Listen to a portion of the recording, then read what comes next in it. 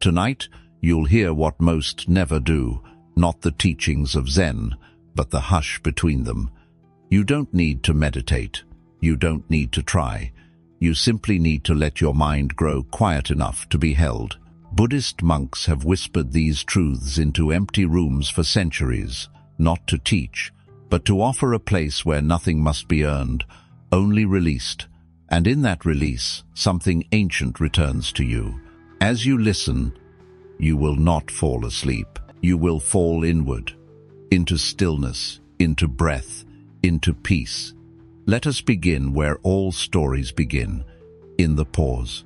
Long ago, in a mountain temple, where the sky touched the stone, there was a bell. The bell was not struck daily, only when silence had been forgotten. There was a monk whose duty was to listen for that forgetting, not with his ears, but with the space behind them. He would walk slowly through the temple, bare feet brushing smooth floors, robes trailing like dusk. He would feel the air. The air told him when the world had gotten too loud, and when it did, he would ring the bell. Only once. It echoed through the trees, through the breath of birds, through the ache in tired shoulders. And then, silence would return, not because the bell demanded it, but because the bell reminded them that silence had never left. It was beneath the wind, inside the footfall, below the thoughts that rise like clouds, but always float away. The bell didn't create peace, it revealed it. And you are not far from that bell. You've just forgotten where to listen, not with your ears, but with the heart that pulses between thoughts.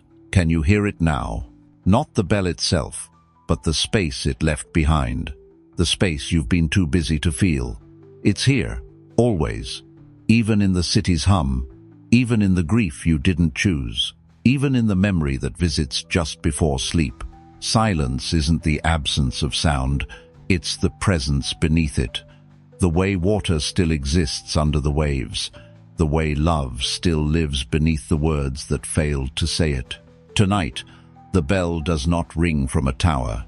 It rings from this moment, right now, softly, in the pause between thoughts, in the breath you almost forgot to take, in the knowing that nothing more must be done.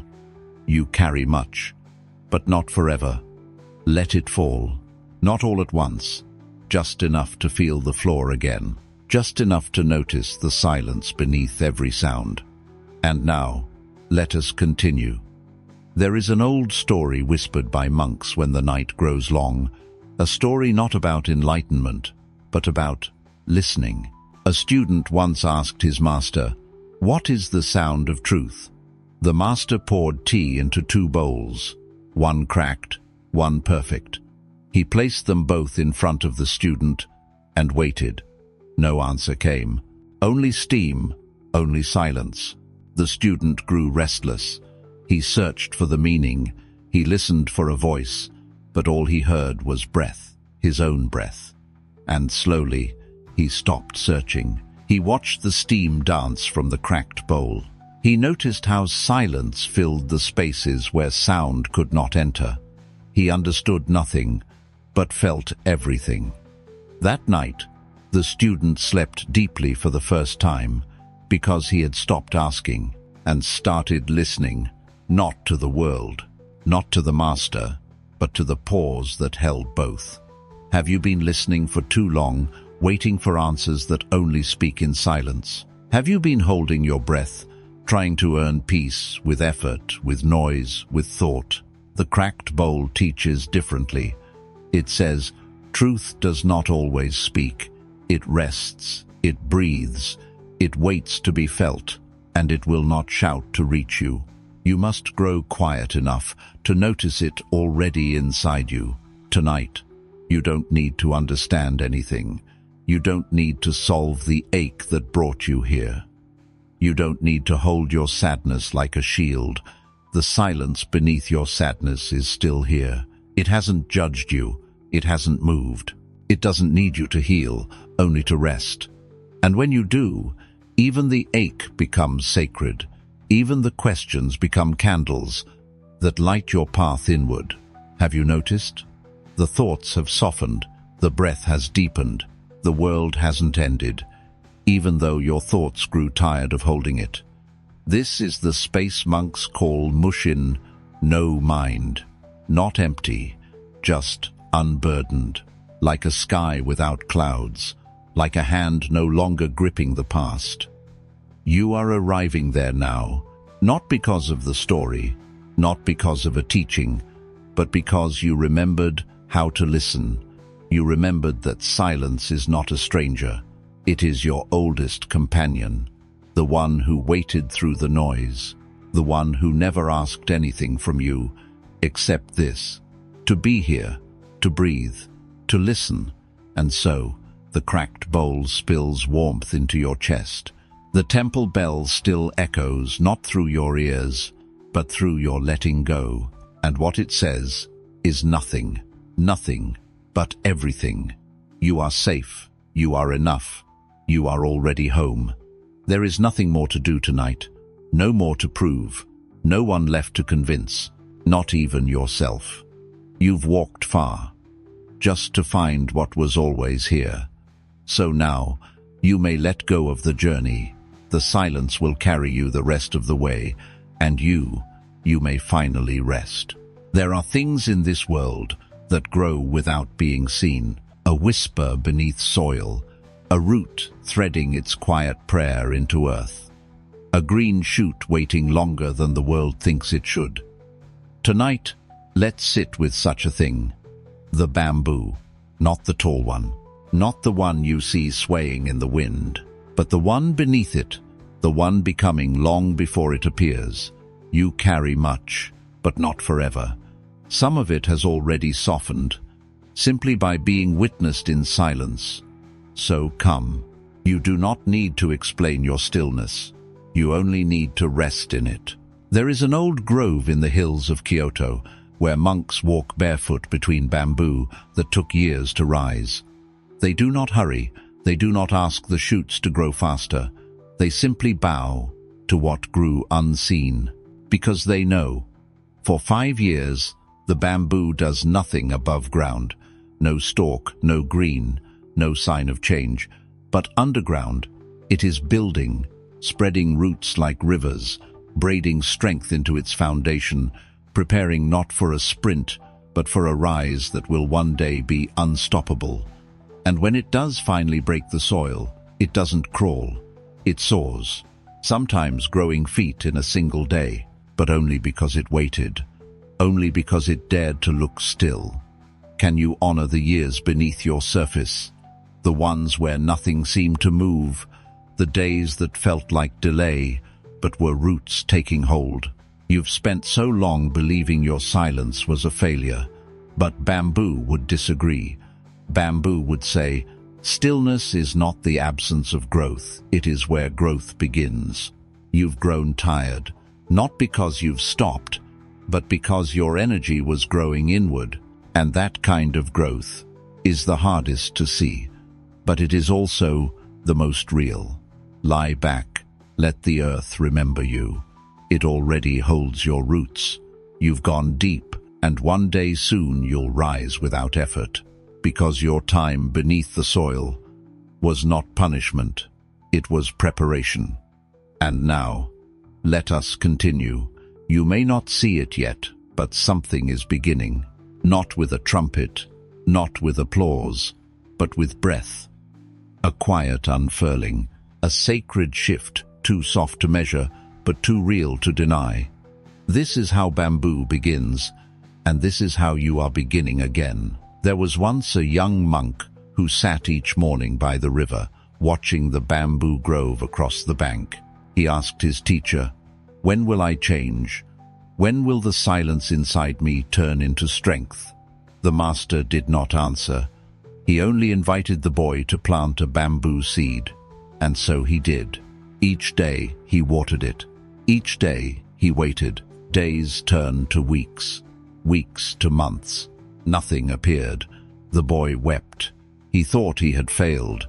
The master only smiled and pointed to the earth. Do you really think the seed has been doing nothing?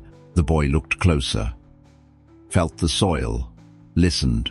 He could not see it, but he began to trust.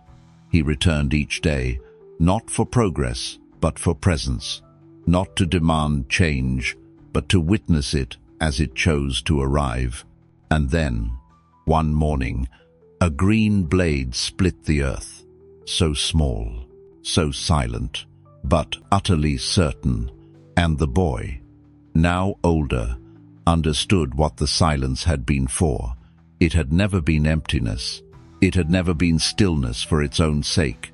It had been becoming, quietly, faithfully. Have you mistaken your quiet for absence? Have you called yourself stagnant when you were only rooting deeper? Even now, as your body sinks into the weight of rest, your soul is spreading beneath the surface, preparing for what only stillness can deliver. You are not stuck. You are seeded. The world may not clap for this kind of growth. It may not recognize the bravery of staying unseen, but the bamboo does, the mountain does, the silence within you does. Not all growth is loud. Not all healing is visible. And you are already becoming more than you know. So breathe. Return to the soil. Let the roots keep working without your worry. You don't need to rise tonight. You only need to trust that you will. Because even in the quiet, your roots are reaching. Even in the dark, your being is shaping something unseen. The forest does not watch you. It doesn't measure your growth or ask if today you stretched farther than yesterday. It simply breathes with you, patient, unseen, still. And the rain?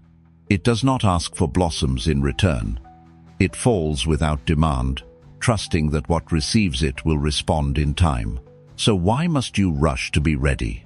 The bamboo waits for years in the soil, its body not yet visible, its strength gathering in silence. No one praises its patience, no one sings of its hidden rise, but it grows anyway deep. Sure, anchored, what you are becoming is already unfolding, but beneath the part of you that needs proof. Tonight, you don't need answers. You need permission to not explain yourself. You don't need to justify your stillness or apologize for not blooming yet. The soil never asks the seed why it takes so long. You've lived long enough believing your value must be visible, loud, measurable, impressive. But what if your healing is happening right now, quietly, like water soaking into roots you forgot you had? What if your greatest transformation feels like nothing at all because it asks nothing of you but trust? Can you feel the ground holding you? Not with urgency, not with plans, but with the steady breath of a world that doesn't rush. Beneath every tree there were years of nothingness. Beneath every temple there was once only dust. And beneath every awakening there is always a silence that came first. Let that silence be yours tonight. Let the things you can't name have room to shift. Let the parts of you that don't yet know how to rise simply rest, not as failure, but as sacred preparation. No one sees the moment a seed splits open. It doesn't happen in daylight. It happens deep, where eyes can't follow and minds cannot measure. And maybe that's where you are now, not lost, not broken, but opening quietly where it matters most. You are not behind. You are not late. You are beneath. And beneath is where everything begins. So when the mind returns with questions, with urgency, with its list of things you haven't yet done, greet it with gentleness. Tell it, I am becoming something too sacred to be hurried. Then return to the breath, to the silence, to the deep hum of something real taking shape without noise. You were never meant to force your way forward. You were meant to soften and feel the earth make room for you. There is no rush to unfold. There is only breath. There is no race to become. There is only presence. And in that presence, what you are becoming is already true even if it hasn't yet emerged. So, let the world spin without your effort. Let others rise if they must. Tonight is not your rising, It is your remembering of how deeply rooted you are, even in stillness, of how long the bamboo lived before it ever broke the surface, of how sacred it is to wait without explanation. The moon does not hurry its glow. It appears when the night is ready. The ocean does not rush to meet the shore. It returns in waves, in time, in trust. And you are no different. Let your silence be honored. Let your not yet be holy. Let your slow become sacred. You do not need to shine tonight. You do not need to bloom. You only need to feel that nothing is missing just because you are quiet. You are not failing. You are forming. Not loudly, not fast, but faithfully. And that is enough. Sleep now in the arms of the unseen. Let your roots stretch without your awareness. Let the earth hold your effort for a while. Tomorrow does not need you yet. Tonight, the soil is enough. The breath is enough. You are enough. And when you wake, you will not rise because you must. You will rise because you were always growing into the one who could. There are two kinds of seeking, the kind that scrapes and the kind that receives. You've tried the first. Most of us have. Searching for peace like it's a riddle to be solved. Running your fingers through pages, through people, through the past, hoping one of them will open a door. But tonight, no doors need opening, because peace is not something you find. It's something that finds you when you finally grow, still enough to be found. There is a story, not written in books, but passed between monks, like breath in candlelight. A master once placed a silver bowl in the center of a garden. He told his students, "Do not disturb it, only observe." And so, day after day, they watched. The bowl sat empty. The sky passed without offering, and the students grew restless. Some whispered, "It's only a trick." Others said, "There is no wisdom in a bowl that does nothing." But one, the quietest among them, simply returned each night. He did not wait for the bowl to change. He let the bowl change him. Then one evening, as the wind calmed and the clouds parted, the moon arrived, clear, round and whole. Its light poured down, and the silver bowl caught it without asking. A perfect reflection, still, whole, undisturbed.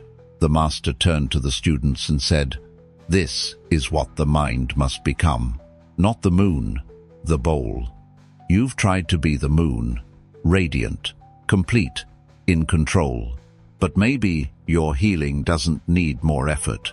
Maybe it needs more space, like the bowl. You don't have to chase the light. You only have to hold still long enough for it to arrive. And it will.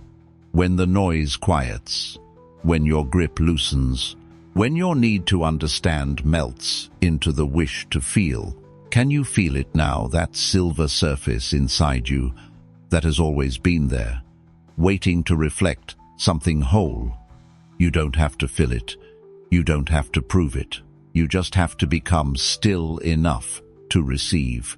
Sometimes, the wisest thing you can do is to stop asking, not because questions are wrong, but because some truths only speak in the hush, after the question fades. The student with the quiet eyes returned to the bowl again and again. He never tried to touch the moon. He never tried to force its reflection. He only came with stillness in his body and silence in his breath, and that is why he saw it.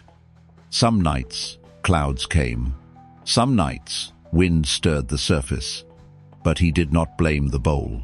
He knew the moon was still there. The bowl was still worthy. Only the moment had to pass. That is trust, and trust is quieter than belief. What if peace has always been circling above you, waiting for the right stillness to land? What if all your trying is the only thing keeping it away? Let the silver bowl in you be enough tonight. No affirmations, no explanations, no reaching, just presence. The mind will wander. Let it. The thoughts will ripple. That's okay. Still, water does not begin that way. It becomes still by not fighting the movement. You are not behind. You are not broken. You are becoming clear the moment you stop chasing clarity. The moon has never once come because it was demanded, only because it was welcomed. Let yourself be a vessel tonight, a quiet bowl, waiting without fear, open without grasping. Let the moonlight find you. Let wisdom fall gently into the shape you've made with your surrender. You do not need to speak now. You do not need to seek now. This moment is your answer. This breath is the reflection. You are already whole enough to hold the light. You are already quiet enough to be filled. So let go of the search. Let go of the noise that said you weren't ready. Tonight, the light finds you because you finally stopped looking. You became what could be found, not by effort, but by stillness, not by reaching, but by resting in your own quiet hands. There is a kind of wisdom that only finds you when you are no longer trying to earn it. Like moonlight pouring into a bowl left out overnight, not forced, not summoned, just welcomed by the shape of something open. That bowl is you now. No striving, no explanations, only space. And in that space, something ancient returns, not a lesson, not a task, but a feeling. You are already held. You always were. But you were busy trying to be useful, trying to be enough, trying to be worthy of the light you forgot you already carried. Peace is not something you reach. It is what begins when reaching ends. And tonight, it has begun. The bowl does not know how beautiful it looks beneath the moon. It simply waits. It simply receives. And in doing so, it becomes sacred. Not because it was perfect, but because it was still. You don't need to explain yourself to the light. It doesn't care why you were closed. It only wants to be let in. Let it touch the broken places. Let it rest where you once hid your shame. Let it slide across the inner surfaces you thought were too scarred to be seen. Even the cracks reflect. Even the wounds gleam in silver when silence is allowed to pour in. This is not healing that performs. This is healing that forgets it was ever broken. Can you feel it now? The warmth without heat, the quiet without absence, the love that asks for nothing but your presence. Somewhere along the way, you were taught to fill every silence with explanation, to fill every pause with proving. But the bowl that holds moonlight does not speak. It only opens. And tonight you have opened. What if you didn't close again? What if tomorrow you carried this softness with you? What if you stopped needing answers and let the questions rest, like steam rising from sacred tea? You were not made to figure everything out. You were made to feel what is true. And sometimes truth is not a sentence but a silence. Sometimes truth is the moment you stop speaking just long enough to realize you are no longer afraid. The bowl does not fear emptiness. It was made for it. You were, too, not as a lack, but as a temple where the sacred can return. Even now, you may feel the light entering what once felt like void. It comes not to fix, not to teach, only to sit beside you until your breath deepens again. Do you notice how the mind has nothing left to chase here? Do you feel how even thought is growing quiet? That is not failure. That is freedom. Your old stories cannot survive in this stillness. They have no script to perform, no audience to impress. Only the bowl remains, only the light, only the soft, holy silence between them. And in that silence, you are known, not by name, not by role, but by presence. You do not have to be seen to be seen. You do not have to be wise to be worthy. You only have to let the night touch the parts of you that spent too long waiting to be perfect. This is enough now, more than enough. Let that be the echo in your breath. Let that be the permission in your bones. Let that be the story you no longer have to carry. There is no proving in the moonlight. There is only being. There is no success in the bowl, only reflection, so let it reflect you exactly as you are now, still, empty, whole, and quietly, entirely, enough. Some evenings, the wind knows more than you do. It doesn't ask where it's going. It doesn't ask for permission. It moves. And what moves with it moves freely.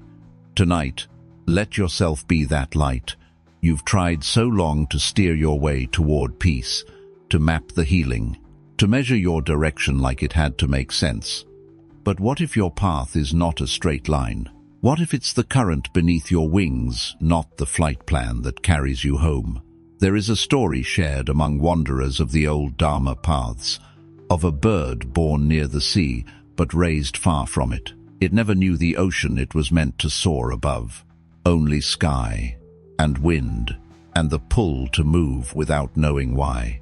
One evening, without plan or reason, the bird took flight. It didn't chart the stars. It didn't chase the flock. It didn't calculate return. It simply rode the wind as it was. Soft, wide, free. The monks who witnessed it spoke only once. That bird is not lost. It is just not asking for control. And so it drifted, dipping through dusk, threading between clouds like it had always known how.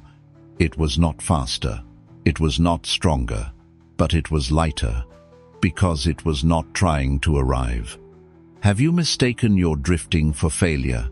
Have you believed that without direction, you are without value? The bird would disagree. It would tell you, there is a peace that lives only in the absence of control, and that kind of peace cannot be planned. Tonight, you don't need a destination. You only need altitude, trust, and breath. Let your chest rise and fall like wings. Let your thoughts come and go like air currents, meant to carry, not to bind. You are not behind. You are not off course. You are simply flying without the need to arrive. Let that be enough. Let it be more than enough. Some birds migrate, some birds perch, and some birds glide just to feel the wind beneath them, not to flee, not to arrive, but to remember what it means to float without effort. You've earned the right to float. No more proving. No more charts or reasons for reasons.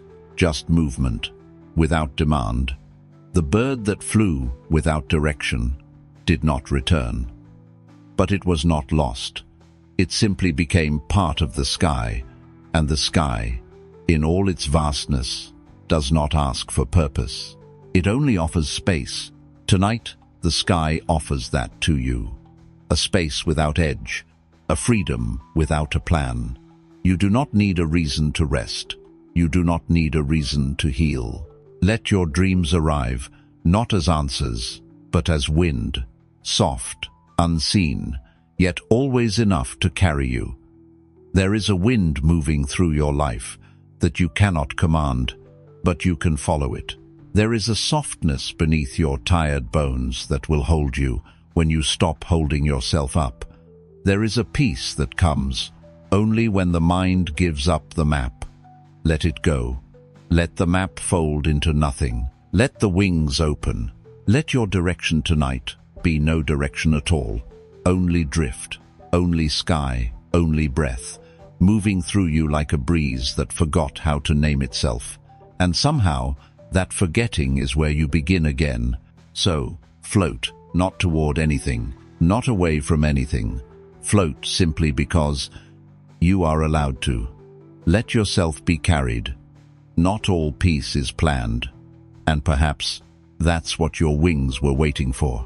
Not a destination, but permission to drift, to lift off without a reason, to stop answering questions that only made you feel small, to let the wind write the story while you simply float inside it. There is a peace that only comes when you give up being the map. When you stop choosing between north and south, right and wrong, success and shame. The bird who flew without direction never lost its way because it stopped believing there was only one. You've been taught to chase things just out of reach. Goals, closure, identity, certainty like a cage with golden bars. But have you ever paused long enough to wonder what would happen if you stopped chasing? Not to give up, but to give in to something wider. There is a wind beneath every silence. There is a breath that holds you when your plans fall apart. And it does not ask you to be ready, only to loosen your grip. You do not need to control the sky to belong to it. You do not need to know where you're going to be on your way. You were never behind. That was the voice of comparison, not the truth of your life. Sometimes, peace does not wear a crown. It wears torn feathers, drifting through a sky that doesn't need a name. And sometimes, the moment you stop trying to be a better version of yourself is the moment you become real. Can you feel that now? The way your breath is no longer racing to keep up. The way the body starts to soften when you stop asking it to carry what it cannot name. You are not lost. You are spacious. You are not failing. You are floating. You are not without purpose. You are simply done pretending you were only built for landing. Some spirits were made for sky, not to conquer it but to rest in it, to become as unbound as the wind that lifts them. Let your mind loosen now. Let your shoulders fall like wings at dusk. There is nothing more to prove. No one watching but the stillness you've always longed for. There's no shame in letting go, no weakness in drifting. The strongest bird is not the one who flaps hardest, but the one who learns to glide on whatever comes. Maybe you've been fighting the air because you forgot how much it wants to hold you. Let it hold you now, not like a destination, but like a question that doesn't need to be answered to be trusted. There is a place beyond planning. You've been flying there all along. Each thought you released, each fear you shed, was one feather unfastened from a false idea of control. What's left now is not confusion. It is clarity without sharpness, truth without edge, a softness so wide even your regrets can rest inside it without burning. This is where you are, not late, not behind, just here. And here is enough. Here is the nest you never had to build. Here is the sky you never had to earn. Here is the wind that never asked for your resume. You were born to move like this without needing to know what comes next. You were born to feel weightless without guilt. And if the only thing you do tonight is breathe without trying to fix yourself, that is a kind of flight, too. That is freedom in its gentlest form. Let your wings fold, let your eyes close. You are not falling, you are floating on the breath of something wiser than effort. You are not alone. You are not wrong. You are not broken. You are only between winds. And that is a sacred place to be. Some bonds are not meant to hold, they are meant to grace. Like a ribbon tucked into the wind, touching everything but clinging to nothing. Tonight, you are allowed to remember what that feels like. Connection without tension, love without grip, closeness without the need to close. There is a difference between what is sacred and what is binding, and some of the most sacred things float. There is a Zen story of a young monk who wore a piece of silk around his wrist, a gift from his mother before he left for the temple. He never tied it in a knot. He simply let it wrap loosely, like a whisper that chose to stay. When asked why he didn't fasten it, he would smile and say, "Because love doesn't need to be secured. If it stays by its own grace." Years passed. The ribbon frayed, the color faded, but it never once blew away. Not because it was tied, but because it belonged. That is how real things remain, not through force, but through flow. You've tied knots in places that once held you. You've tightened strings just to feel something stay. But staying out of fear is not the same as staying out of truth. What if the bond was always sacred, even if it came loose? What if letting go isn't the opposite of love, but one of its purest forms? You are not failing because something slipped away. You are simply learning that not all strings need tying, so let it loosen. Let it fall from your wrist. The memory, the promise, the pattern that once defined you. If it is yours, it will return as a breeze, not a chain. And if it doesn't return, it may have never needed to. You are still whole, still holy, even when untied. Some connections are made of silence, not knots, not contracts. Just a shared softness that doesn't need to be named. Like a silk ribbon floating downstream, not lost, just released. It still holds memory, it still holds meaning, but not tension, not demand. The monk grew older. He still wore the ribbon. One morning, a gust of wind finally took it, lifted it from his wrist, and carried it into the sky. The students gasped, but the monk smiled. "Even now," he said, "it is still with me." They didn't understand, but he did, because what was real had never been in the ribbon itself. It had been in the letting it rest gently, letting it leave gently, letting love exist without the need to hold it tightly. There are people you've loved who were never meant to stay. There are identities you've worn that were never meant to last. And it does not make them false, it just makes them passing. Some things are sacred precisely because they leave, and some freedoms only come when you stop calling release a loss. So tonight, let the strings loosen. Not all of them, just the ones that are quietly asking to be undone, the ones you tied in fear, the ones you knotted in desperation. Let them unravel, like breath, like forgiveness, like sleep. You are not bound by what once held you. The love remains, the lesson remains, but the need to grip that may now fall away. You've carried enough, you've held on long enough. So let the current take what it will. Let the silk drift without name or need. If something is meant to return, it will return softly. And if not, you are still allowed to feel free. You are allowed to loosen what no longer fits. And in that loosening, you do not fall apart. You simply fall back into yourself. There are ties we kept, not because they held us close, but because they told us who we thought we had to be. A daughter, a helper, a perfect one, a silent one, a strong one. But you were never just a role. You were never a label stitched by someone else's hands. You are breath, not knot. Wind, not cord. You are the silk itself, not the thread that binds it. Even when you let go, you do not become less. You become more honest, more true, more like the river that carries its past without needing to hold it. Some bonds are sacred, and some are just habit.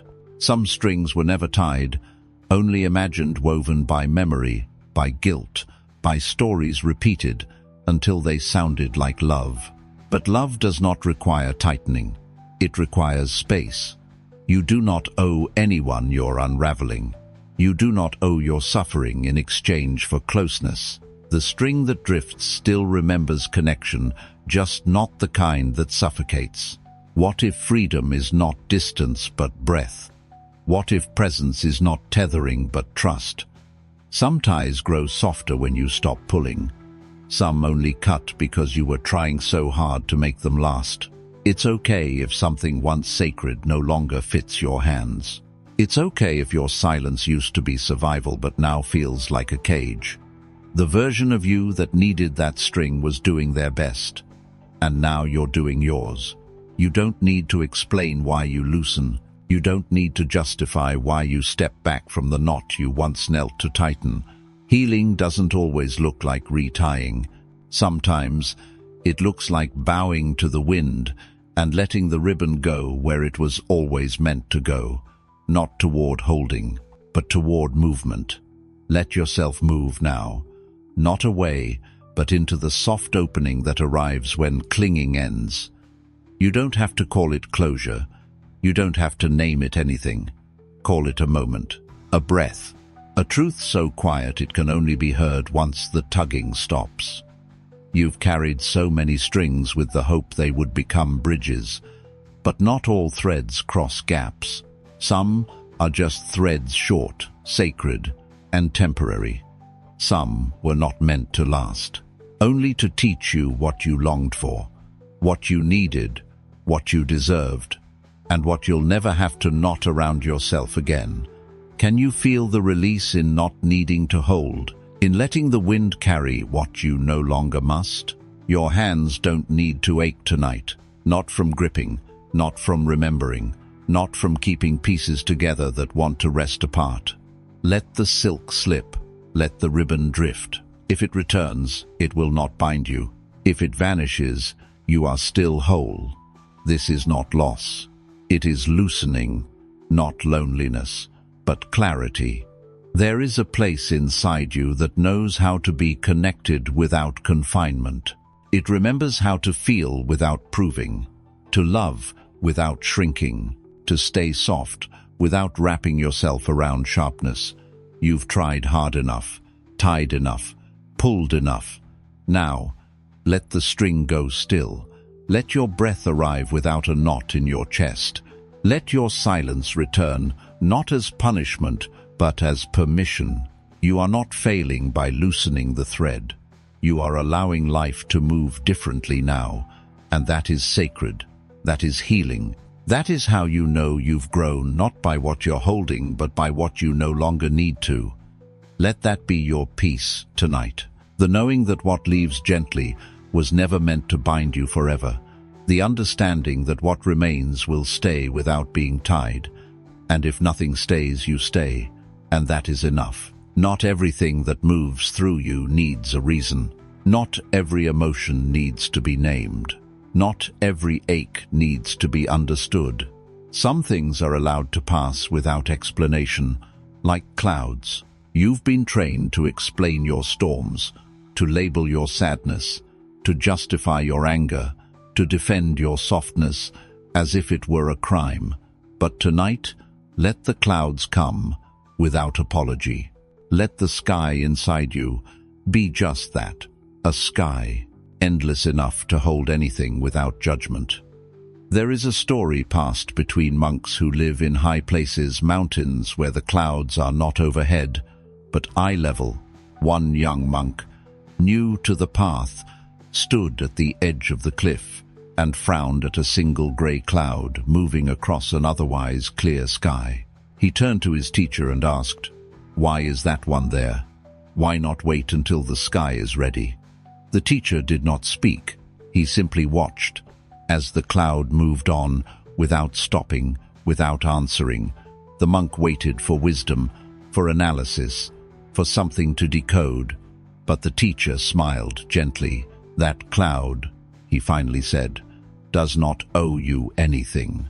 The monk blinked, and then he saw it, the beauty of something that could exist, move, and disappear without needing to explain itself. That was the teaching. That was enough. What if your feelings didn't owe you reasons?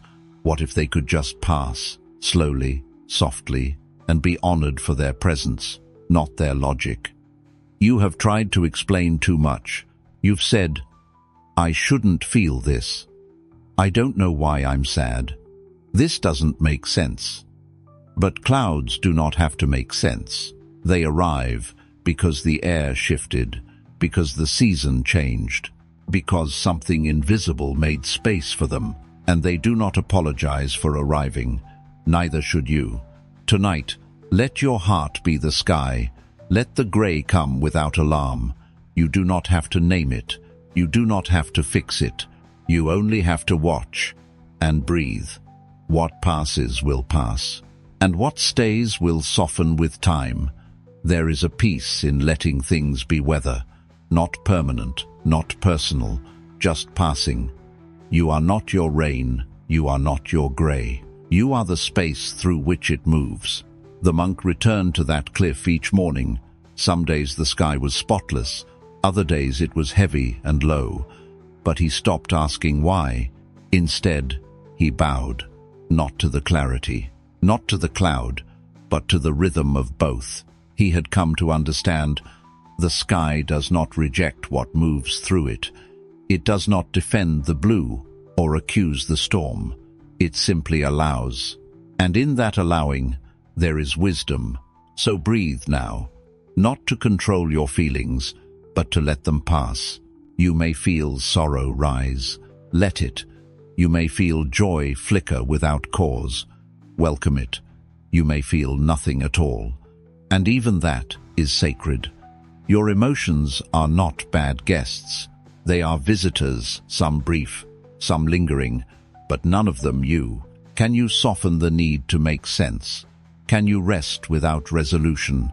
Can you be the monk who watches the sky without interfering? It's okay to cry for no reason. It's okay to wake up heavy. It's okay to not explain your peace or your pain. Let the cloud pass. It is not your enemy. It is not your identity. It is simply a moment, moving through the space that holds all your moments. You are not here to perfect your weather. You are here to remember that you are the sky, and no sky has ever needed to explain itself. Let your emotions come and go like weather, not identity. There is a kind of light that was never meant to perform. Not a spotlight, not a sunrise, but a lamp, quiet, steady, unseen. Tonight, you sit beside that lamp, not to be noticed, not to shine for others, but to remember you were never dim just because no one was watching. In the old temples, long before electricity, a single oil lamp would burn through the night in the main hall. The monks called it the witness. It did not flicker for applause. It did not burn brighter when praised. Its only task to be, to give light even when no one entered. Sometimes days would pass without a visitor. The room would stay empty, but the lamp stayed lit. And when someone finally arrived, tired from the road, cold from the mountain air, the room was waiting, warmed, already glowing, not because anyone asked it to, but because that's what true light does. It gives, even in silence. It serves, even in solitude. You've spent so long trying to be seen, trying to prove your glow to a world that often isn't looking, and in doing so, you may have forgotten that your light doesn't need a witness. It only needs to be yours. What if your kindness still mattered, even when unthanked? What if your growth was real, even when unnoticed? What if your quiet efforts carried just as much truth as any grand display? Like the lamp, you don't shine because the room is full. You shine because the flame inside you knows no other way. The monks took turns tending the flame. A simple ritual, no ceremony, no audience, just one hand refilling the oil, one breath steadying the wick. They called it a sacred duty, not because others watched, but because no one did. That was the point, to serve without stage, to glow without needing to be known. You've carried your own flame like this before, those quiet choices, those soft offerings, the forgiveness no one asked for, the patience no one saw, the resilience you never announced. It mattered. It still matters. Not because of praise, but because it was real. There is a stillness inside you that does not vanish when you're alone. A light that burns quietly, like the lamp in rooms others left. You may not have noticed, but that's what makes it sacred. The fact that you kept shining, even when there was no applause. That's the kind of light the world is built on. So rest now, not in the effort to shine, but in the truth that you already do.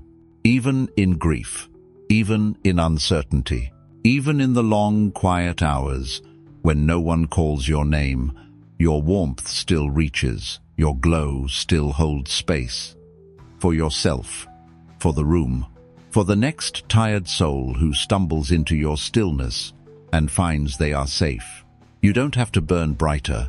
You don't have to be seen tonight. You only have to breathe and tend the light, not for proof, not for praise, but because it is yours, and because it is enough. Your light was never meant to prove anything, so leave it lit, even when no one returns to this room, even when the door creaks quietly closed behind the last footstep, even when the walls remember more silence than sound. Let it burn, because presence is its own offering, and gentleness its own echo. You do not need applause to know that you are here. You do not need witnesses to know that something sacred happened.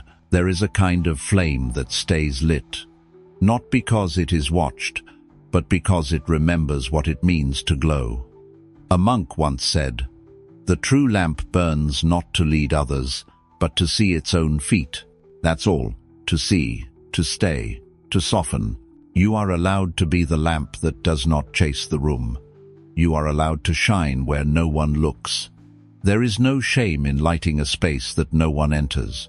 It is not emptiness, it is devotion. There is holiness in holding warmth, even when there is no hand to receive it.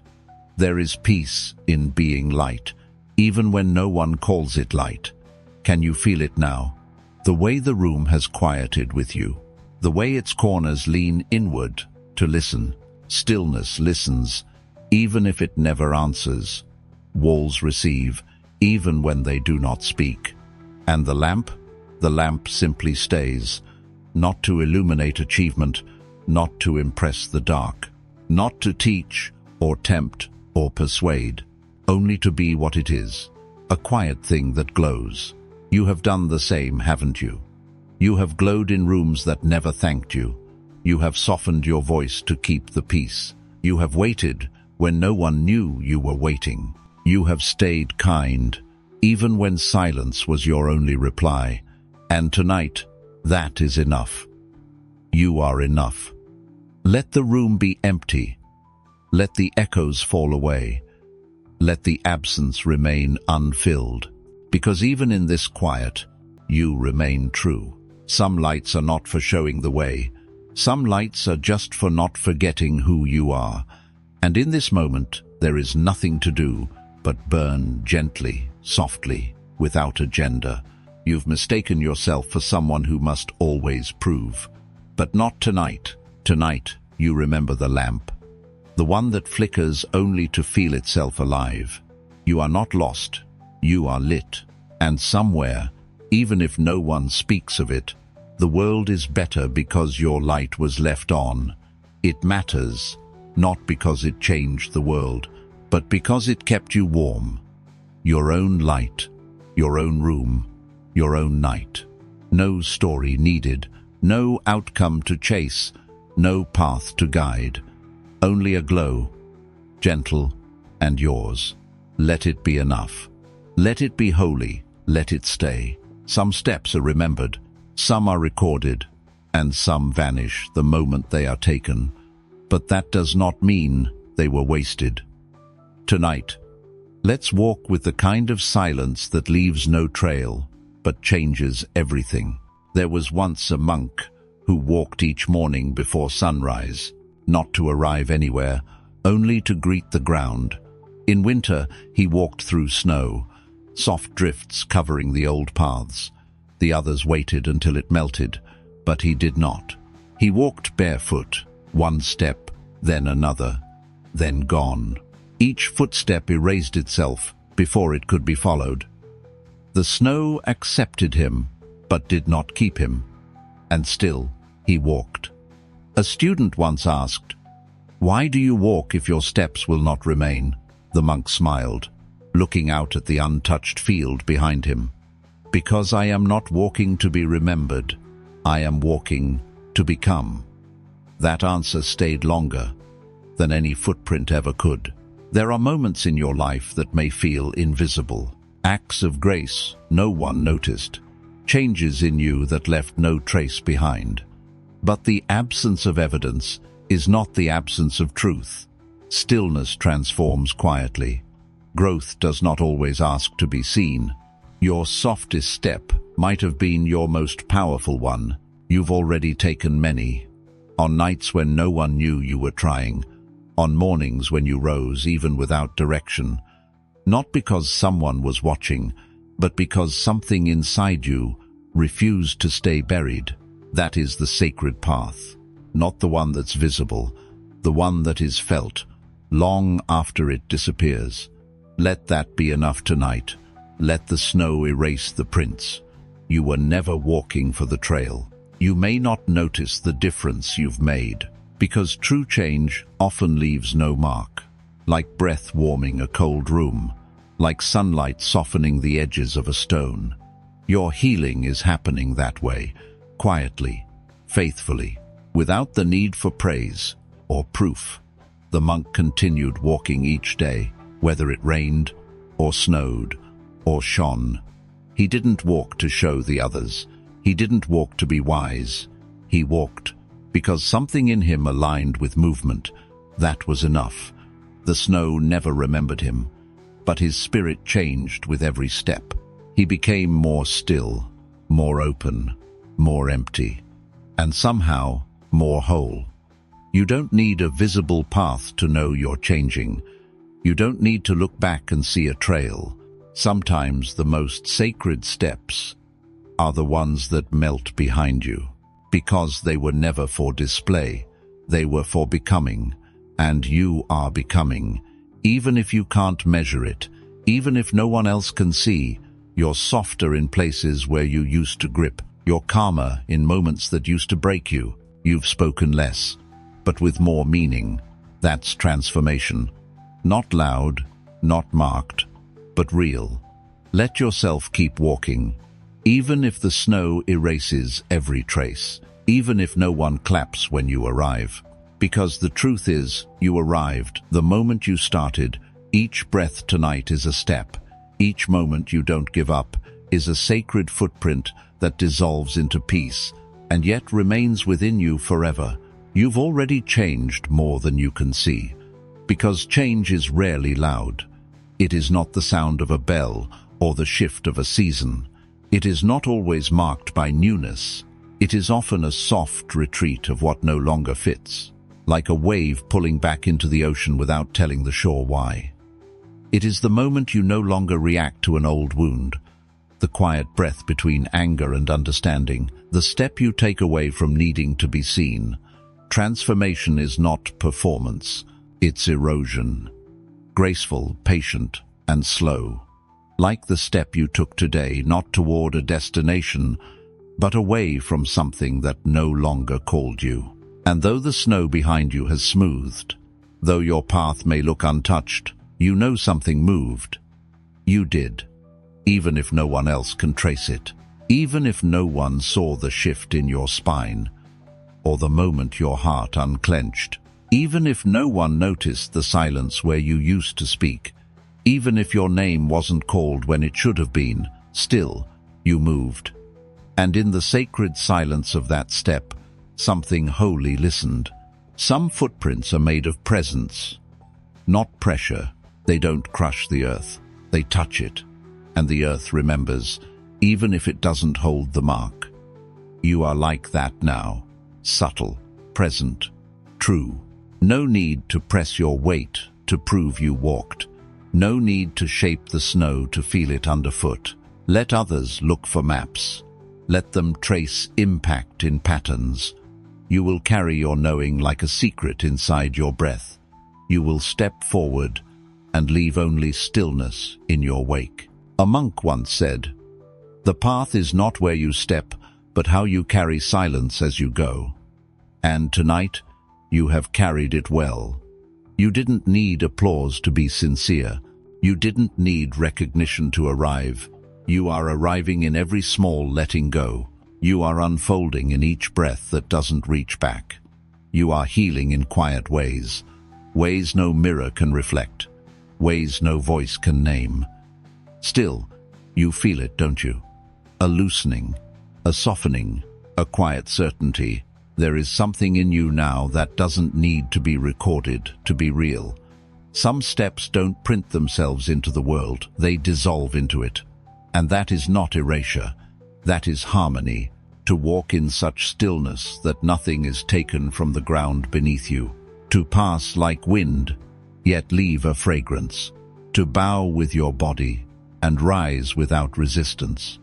This is the way of those who have nothing left to prove, and it is your way now, not to leave signs, not to leave lessons, not to leave stories about the path, but simply to walk, knowing the step is not less sacred for vanishing. So walk, not because the world must see, not because someone must follow, not because healing is ahead, but because something in you knows it is time to continue. You have changed more than you can see, and more than the world can measure. And still, there is more grace ahead, soft as snow, quiet as light, eternal, as the next breath you didn't even notice until now. Some awakenings do not come with thunder. They arrive quietly, like mist on water or the faint vibration of something sacred stirring through your bones. Not all bells need to ring to be heard. There is a kind of sound that never touches the ear, only the soul. Tonight, let that be enough. You've listened to many voices in your life. The loud ones, the certain ones, the ones that told you how to be. But deep beneath that noise, there has always been another voice. One that never shouted, one that didn't ask to be obeyed. It simply moved through you, like a bell in the wind unstruck, but singing just the same. In one monastery, there stood an old bronze bell that had not been struck in over 100 years. No one knew why. No one dared to touch it. But they kept it clean. They bowed as they passed it. Because every so often, when the breeze came from the east, the bell would hum, a soft vibration, felt more than heard. The monks would pause in their walking. They'd place their palms together, because they knew the bell was not silent. It simply spoke in a different way. Some students waited years to hear it, but one day a monk finally asked the master, "What if I never hear the sound?" The master smiled. "Then feel it, not with your ears, with your being." The student closed his eyes. He stood beside the bell. He did not try to listen. He tried to soften, and in the stillness, he felt it. A deep, steady echo inside the chest, like breath turned to music. That was enough. Peace, he realized, is not volume, it is vibration. You may never hear your moment of awakening. You may only feel it as a quiet shift, a loosening, a warmth. That does not make it less real. It makes it more. You are not waiting for a voice. You are returning to a tone that was always ringing within you. You've been taught that truth must be loud, that change must declare itself, that healing must make a sound to be real. But what if the deepest shift is silent, the kind that rises slowly like warmth in the spine, like breath settling deeper than it ever has before? You may not recognize it as peace, because it doesn't announce itself. It simply arrives and stays. You don't need to explain this moment. You don't need to measure its weight. You only need to feel what's already moving through you, like a bell that was never struck, yet still trembles in your presence. There is a resonance in you that answers to silence more than to sound. When you are quiet enough, you don't disappear. You appear more fully. You become the listening. You become the bell. Not for others, not to be useful, but simply because you were always made to hold stillness, like a song that no one else could hear, but you could live inside. The old monks knew this. They did not pray with noise. They prayed with presence. They did not demand answers. They felt truth rising from the quiet center of the body, where no question remains. You are allowed to find that place now, not by searching, but by softening. There is no task left tonight, no phrase to recite, no realization to chase, only this moment, only this quiet bell that you have always been. Let the stillness hum through you, let it say nothing and mean everything. Some awakenings arrive in silence, and if they do, You won't need to explain them. You won't need to name the shift inside your chest, or trace the moment your breath changed direction. You won't need to point at a reason, because truth no longer arrives wrapped in explanation. It simply is. Like the bell that never rang, yet stirred something deep in your marrow. Like the wind that passed through your skin and reminded you who you were before your name learned to speak. We are trained to believe that truth must be loud.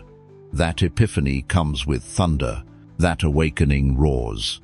But the oldest wisdom says otherwise. It arrives like the way dawn touches the face of the sleeping, quiet, reverent, unnoticed by most. The bell that didn't strike still called something forward in you. Not because it demanded, but because it resonated. Its power wasn't in the sound, it was in the stillness it summoned. And you? You felt it not in your ears, but in the space between your thoughts. It did not speak to your mind. It spoke to the part of you that listens before thinking, that place in you that already knows, that place in you that doesn't ask for proof, only presence. That place is waking now, not with fire, not with noise, but with a kind of spacious quiet that cannot be disturbed. There is a silence that isn't absence, it's completion, a silence that isn't void, it's truth without need. And you are held in that now, wrapped, not in understanding, but in the knowing that does not need to be understood. This is where the bell lives, not as an object, not as a sound, but as a transmission, a moment of being that reminds you of your own. Can you feel it? The absence of striving, the sacred lack of wanting. You are not chasing truth. You are resting in it. You are not waiting for it to arrive. It is already surrounding you. Like light that enters from a window you forgot was open. You are not becoming. You are being. And in this stillness, nothing is broken. Even your questions have laid themselves down. Even your fears are pausing to breathe, not because they were answered, but because they were met with something softer than reply, something eternal, something like a bell that doesn't need to ring to be heard. That is what awakening sometimes feels like. Not a blaze, not a burst, but a quiet remembering of what you never actually forgot. There is no performance in this moment, no ceremony, no robe to wear, no mantra to recite. Only the silence that waits behind every practice. Only the stillness that remains when all teachings have fallen silent. This is it. And it has always been here. You just needed the right kind of quiet to recognize it. Not an emptiness that isolates, but a silence that embraces. A silence that does not lack meaning, but becomes it. You have crossed into a space where understanding is no longer useful, because presence has replaced it, because the self that needed to know has softened into one that simply is. There is no shame in silence, no failure in stillness, no absence in not being seen, only freedom, only depth, only the subtle ringing of a truth too vast to echo, and still you feel it. Even now, even here, even without words. Let that be enough. Let it ring inside you. Let the bell that never struck be the sound that wakes you. Some words are not meant to last. Some stories are sacred because they disappear. Tonight, let yourself forget what no longer serves you. There was once a practice in a far temple hidden behind mist-covered hills, where monks would copy sutras not with permanent ink, but with a mixture of water, ash, and flower sap. The ink would shimmer faintly as it dried on rice paper, each character written slowly, with breath and prayer, knowing it would one day fade. When asked why they didn't preserve the wisdom longer, the elder simply said, "The deepest truths are not what stay on paper. They are what remain when the paper is gone." You've written so much on your life's scroll, old beliefs, old roles, Old names people gave you that you accepted like signatures, and some of it served you, some of it shaped you. But not everything written needs to be kept. Not every story deserves the space of forever. You are allowed to outgrow your own pages. Some truths were only ever true for the version of you that needed them once. The monks understood this. They didn't fight the fading. They welcomed it, because fading was part of the teaching. To release, you must let the ink vanish without chasing the letters. There is dignity in forgetting. There is grace in letting the words dissolve into the silence that birthed them. You do not need to remember every lesson to live wisely. Some of the most powerful teachings are felt only once, then vanish, leaving only a trace of warmth, a pause, a softened breath that shapes you forever. There are stories within you now that are beginning to fade. You may feel afraid to let them go, as if erasure dishonors the past. But the truth is, fading honors your growth. The sutra written in water ink is not less sacred because it disappears.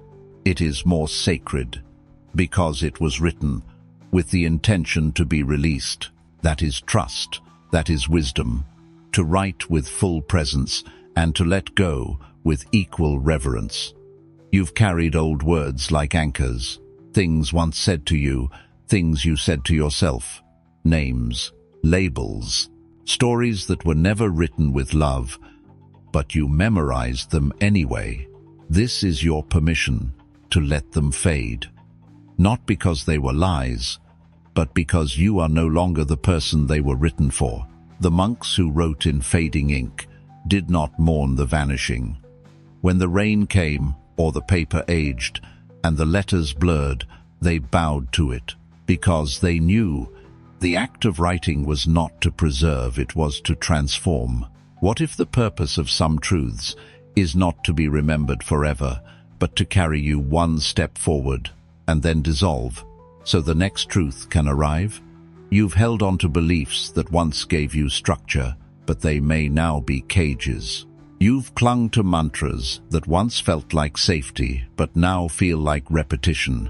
You are not disloyal for letting go. You are becoming clear. A monk once spent a decade copying a single sutra each morning before dawn. He used the fading ink. Same words, same page, same silence. Until one day, he did not write. He sat, brush in hand, paper before him, and simply breathed. When asked why he stopped, he said, "The ink has done its work. It no longer needs to be visible to remain inside me." That is what happens when you release. You don't lose the teaching, you become it. And when you become it, you don't need the story anymore. You don't need the scar to prove you've healed. You don't need the script to know your role has changed. You are not obligated to keep carrying outdated truths. Let them lighten, let them blur, let the page turn, without rereading every line, because the next page is waiting for you to arrive empty. Tonight, that is your practice, to become soft enough, to forget what was once heavy, to let your story dissolve into silence, and trust that something wiser will take its place. The teachings that vanish often leave the deepest marks.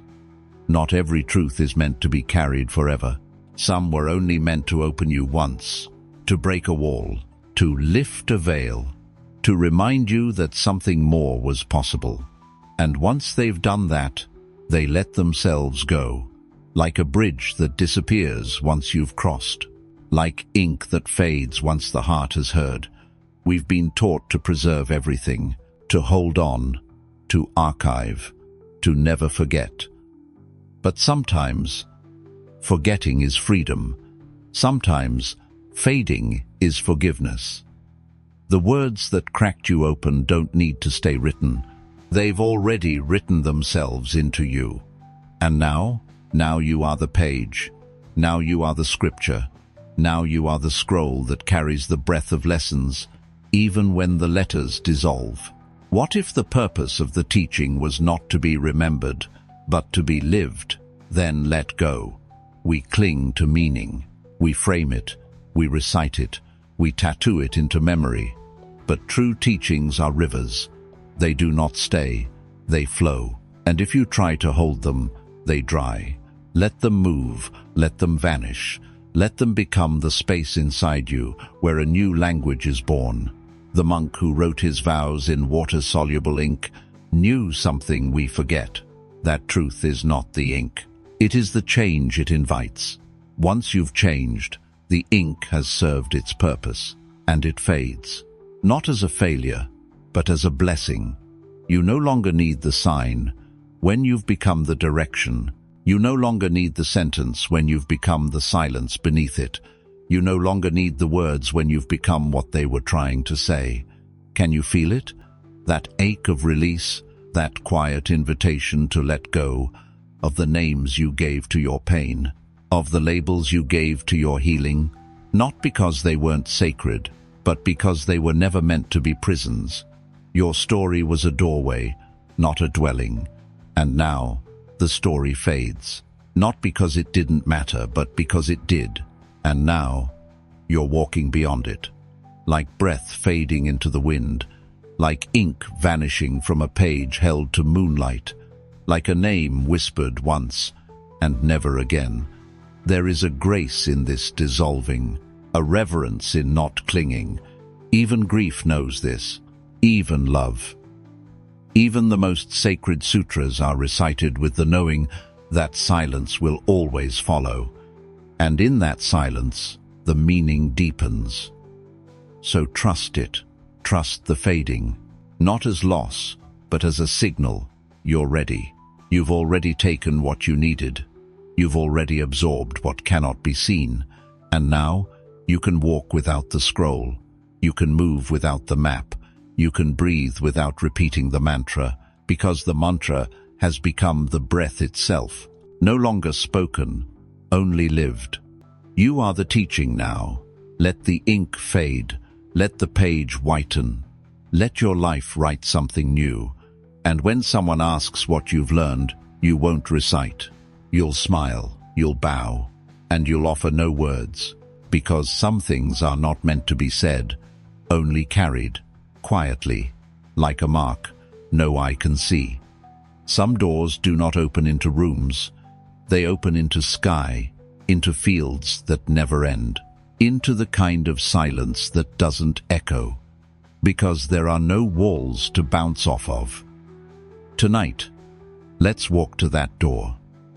You've spent years standing in front of doors that felt locked, heavy, unmoving, and in some seasons, they were, but not all of them. Some weren't even closed. Some weren't even doors, just the shadows of your own expectations painted on open air. There is a teaching in one of the mountain temples that says, "The door is not what keeps you, it's the idea that there must be something on the other side." A young monk once came to the abbot and said he felt caged, stuck, blocked in his growth. The abbot pointed to the old wooden gate that led into the field behind the temple. He told the boy, "Stand before it, and don't walk through until you know what holds you." So he did. Hours passed, then days. The boy kept returning, staring at the gate, studying the hinges, waiting for a sign. But the gate never moved. One evening, he grew tired, not of waiting, but of trying. So he sat. Then he stood again, and without thinking, he stepped forward. The gate did not resist. It never had. And before him was not a garden, not a structure, but a boundless open field that stretched into dusk without end. He turned back to the abbot, eyes wide. "There was never a wall," he whispered. The abbot smiled. "Number, only the thought of one." How many doors have you stood before, afraid to push, not because they were shut, but because you assumed they would be? How many freedoms have you delayed, waiting for permission that no one needed to give? Sometimes it is not the world that cages you, it is the mind's habit. of assuming there must be a cage. Stillness was never the trap. It was the invitation. But when you are taught to fear quiet, every open space feels like a threat. Tonight, let yourself step through whatever you thought was blocking you, not with force, not with answers, just with breath. And enough curiosity to wonder what happens. If you don't stop yourself, the door didn't move, because it never needed to. The field was always there, the sky was always wide, the quiet was always waiting, but something in you believed that peace had to be earned, that freedom had to be unlocked, that healing had to come with noise, with effort, with a key. No one told you that sometimes the most sacred doors open into nothing, and that nothing is the point. There is a silence. That doesn't ask you to leave anything behind. It doesn't demand transformation. It doesn't ask you to be ready. It simply invites. And what you bring through that threshold is already enough. The monk walked through the gate each day after that, not to find something new, but to remember that there was never a wall. He still bowed, still approached slowly, but now with a smile, and not with strain. He had learned that most of what had kept him still was not stillness, but fear of it. You are not trapped. You were never trapped. You've simply been living inside thoughts that drew boundaries around your being and called them reality. But they were only outlines, not barriers, not edges, just thoughts. And thoughts can change. You are allowed to walk forward now without needing proof that it's safe. The field before you may not tell you where to go, but it will not close behind you. And that is enough. You don't need a map for something that has no end. You only need to remember that stepping forward is not dangerous when you are not running from yourself. Let the gate be behind you now. Let it become part of the dream you no longer choose to live in. There is no barrier between you and peace, only the thought of one. You've been knocking on a door that was never closed, waiting for permission from a silence that never withheld it. You've stood in front of thresholds drawn in chalk by memory, fences shaped by old voices, rules spoken by ghosts. But walk forward and the wall disappears. There's nothing there except the breath you were too afraid to take, the choice you were told you couldn't make, the peace they said you had to earn. But what if you were never trapped? What if every lock was carved into your own imagination, with keys you already hold? Some prisons are comfortable, familiar, decorated with stories of who you're supposed to be. But step outside that story, and the sky doesn't punish you, it welcomes you. You do not need to apologize for walking through a door that no longer leads to suffering. You do not need to explain why you chose to leave what wasn't real. Some doors open not to new rooms, but to nothing, to space, to breath. And that space, that's where peace has been waiting, not as a thing to earn, but as the backdrop of everything you are. You don't need to heal first. You don't need to be more. You don't need to finish the checklist of becoming. You can step through now, even trembling, even unsure. Even if your foot has never touched ground that soft, the path is already beneath you. And each step dissolves the illusion that it was ever missing. There are no checkpoints in the sacred. There are no approvals in the infinite. You are not here to prove your worth to silence. You are here to remember that it already holds you. So what if the next step doesn't feel grand? What if it's small, quiet, ordinary? That's still freedom. That's still enough. The lie said peace was dramatic, loud, final.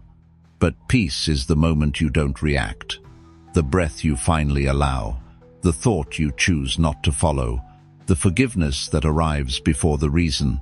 It's subtle, but it's yours, and it's already here. There is a door in you that opens without force, a soft wooden threshold that needs no key, no blessing, no noise. It creaks gently when you allow. It waits kindly when you delay. It remains open even when you pretend it's closed. And on the other side, you, before the roles, before the doubt, before the striving, just you, whole, spacious, breathing, and ready. You are allowed to stop waiting for proof. You are allowed to trust the way opens, because you do. Even the door itself. It was not made of wood, it was made of belief. And now, that belief can soften. It can bow. It can step aside. Because the only thing in your way was the idea that there was one. So walk on. Not because you've become worthy, but because you finally stop trying to be. Peace is not earned. It is remembered. And tonight, you remember. This stillness is not a pause. It is a return. This space is not a gap. It is a home. The threshold is not an obstacle. It is a mirror. And the reflection, freedom, not given to you, but arising from within you, as if it had always been there, waiting for you to look. Not every parting must ache. Not every goodbye must echo. Some threads unravel without sound, without struggle, without sorrow. Tonight, let's sit with one of those endings. There is a kind of release that feels less like breaking and more like a breath you didn't know you were holding. In one quiet monastery, an elder monk taught young novices to mend their robes by hand, not with thick knots or tight stitches, but with a single gentle thread just enough to hold, but never enough to bind. When it's time to let go, he said, the fabric will know. The thread was chosen carefully, not for strength, but for grace. Because the purpose of the stitch was never to last forever, only to hold until the lesson was complete. One morning, a novice returned to his cushion and found a piece of thread lying beside his robe, not torn, not ripped, just free. He ran to the elder. "I think I broke it," he said. The elder shook his head. "Number. It fulfilled its purpose. Now it has let go." Some connections in your life have ended this way, softly, without a reason that satisfies the mind, without a farewell that made sense. And yet, you are still whole. The thread didn't fail. It simply finished. We've been taught that endings must be dramatic to be real. That loss must come with grief to matter. But the most profound closings are often the quietest ones. A shift in attention, a loosening of need, a soft detachment that doesn't scream, it exhales. You are allowed to release without rupture, to let go without bruising your hands. Some bonds were never meant to last forever. They were meant to hold you, only long enough to teach you something true. And once that truth was learned, the thread stepped back, not out of rejection, out of respect. That is what grace looks like, when it no longer needs to stay. You do not have to carry what has already bowed out.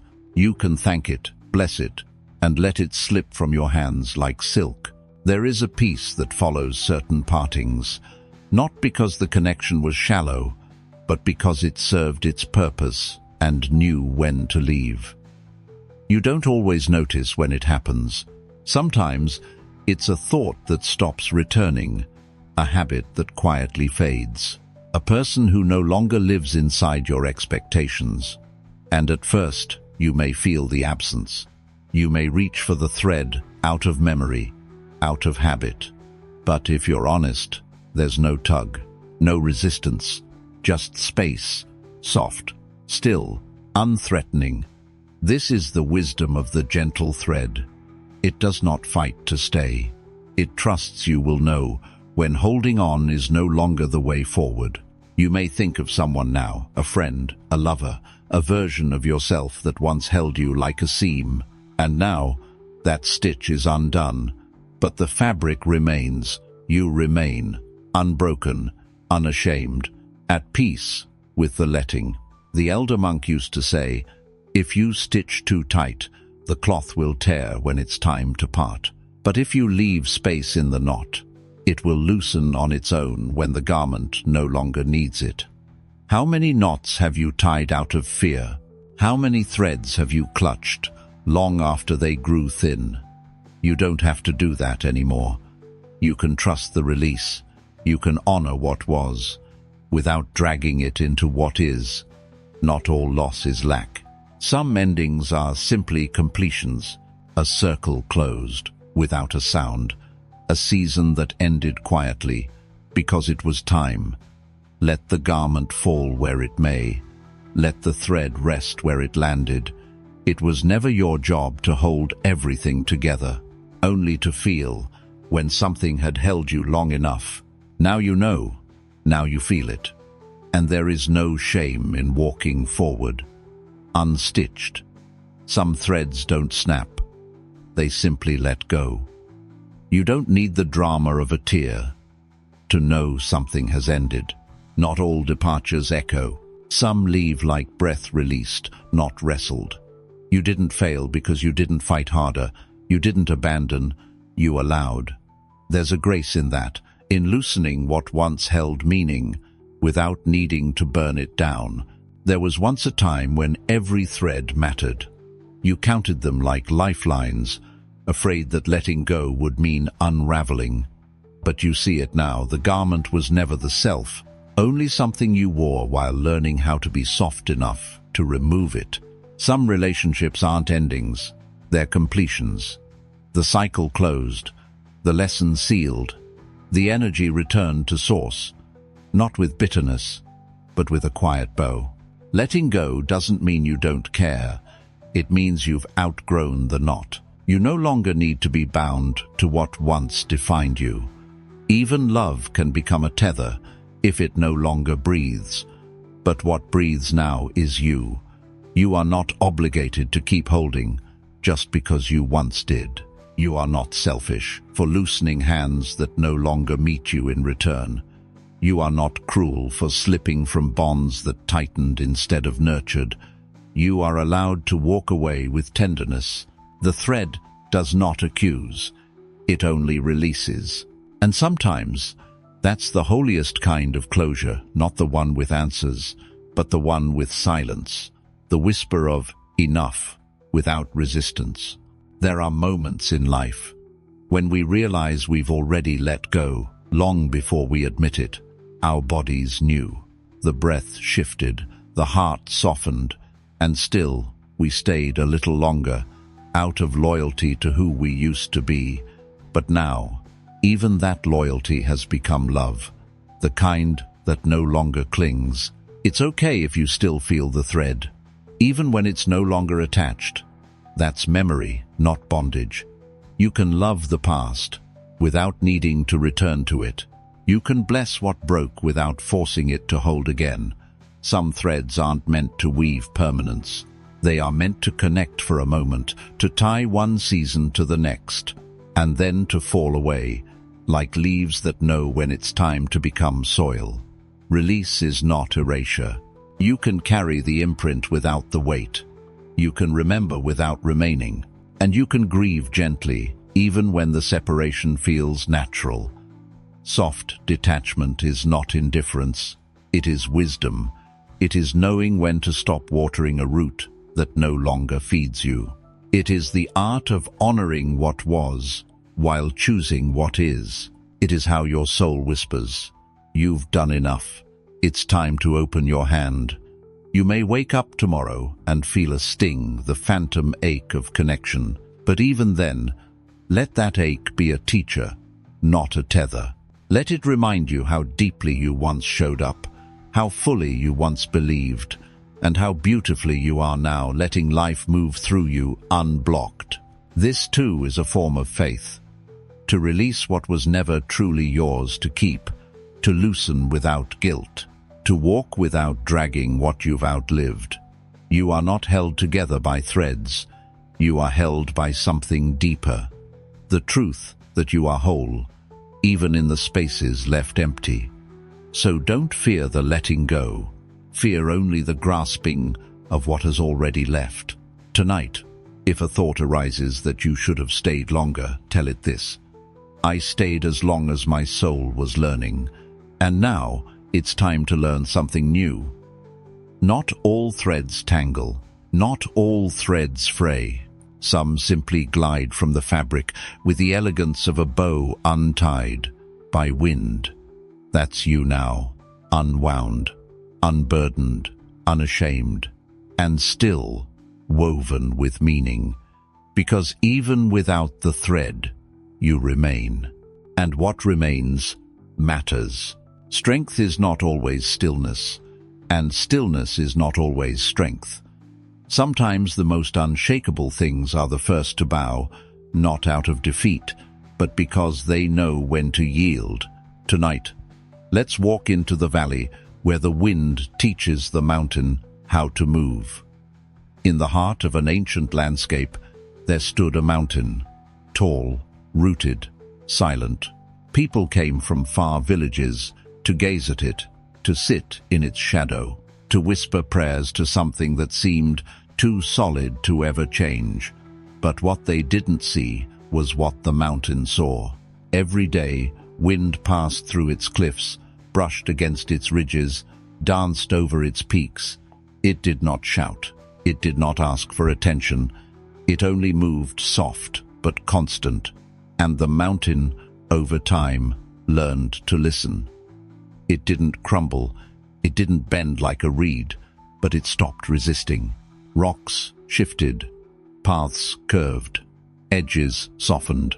Not because the mountain grew weak, but because it finally understood that resisting every gust was not strength, it was strain. You've tried to be the mountain, unmoving, unaffected. You've stood tall through storms that no one knew you weathered. You've clenched your jaw and called it peace. But your body remembers the wind.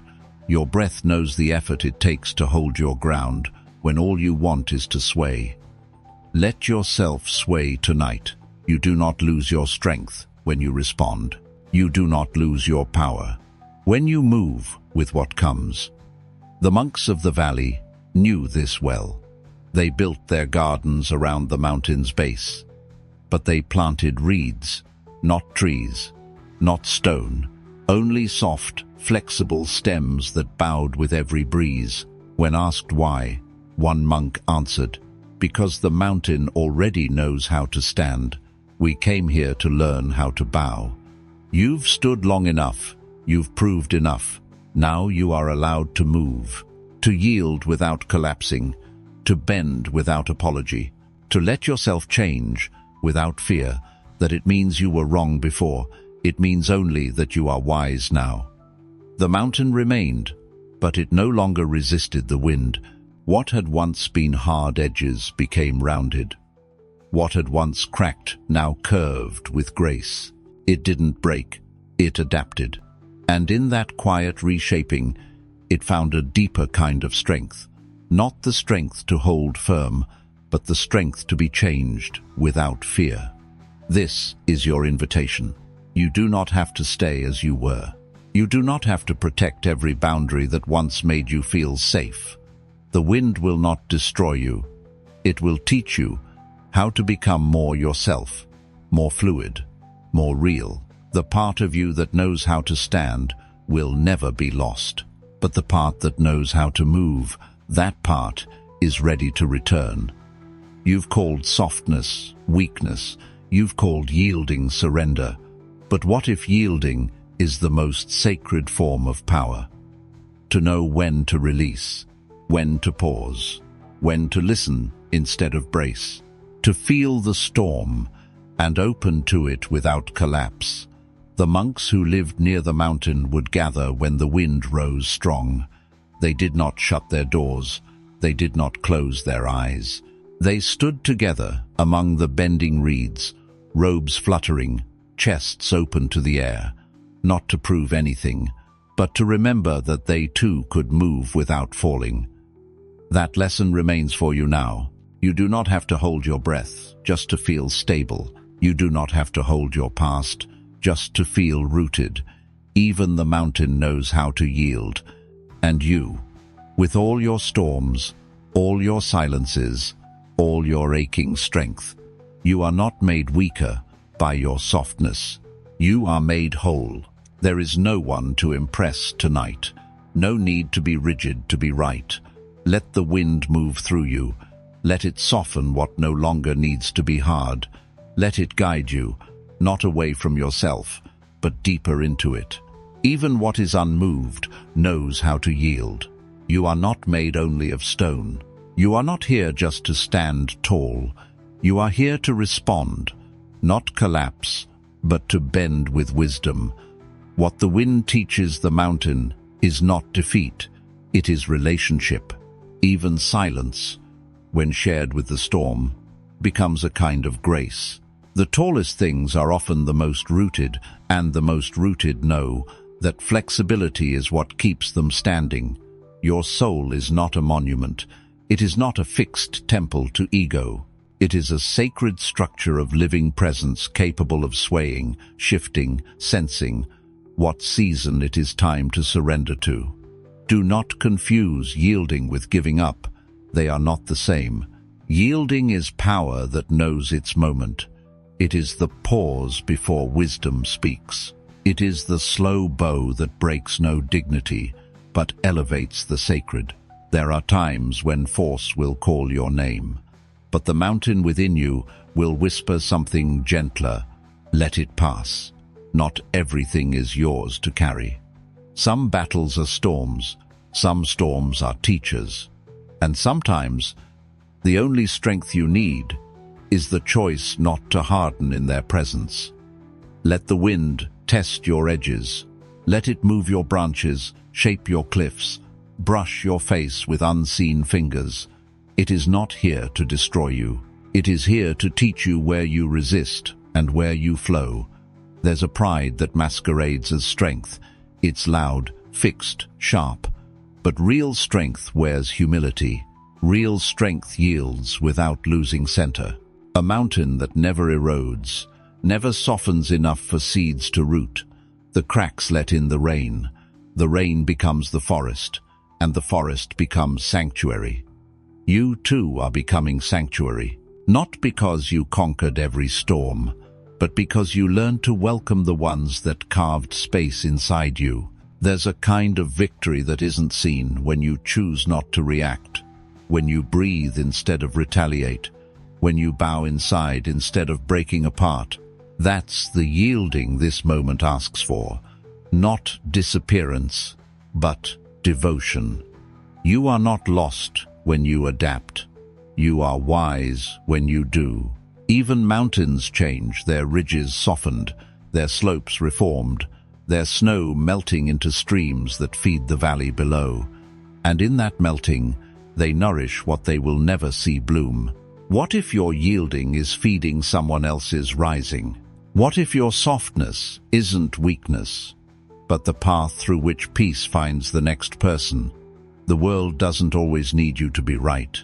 It needs you to be real, to be still enough, to feel where force has outlived its purpose. This is how mountains teach. By standing, yes, but also by knowing when not to stand in the way. Tonight, let yourself bow to the day, to the grief, to the not knowing, to the ache that taught you how to listen. And in that bowing, feel the weight ease, the spine unwind, the breath return to its rightful place, unrushed. You do not need to meet every gust with a wall. You may meet it with breath. You may meet it with the whisper of, I am not here to resist everything. I am here to receive what shapes me gently. And in that receiving, you grow higher still. Not in stature, but in soul.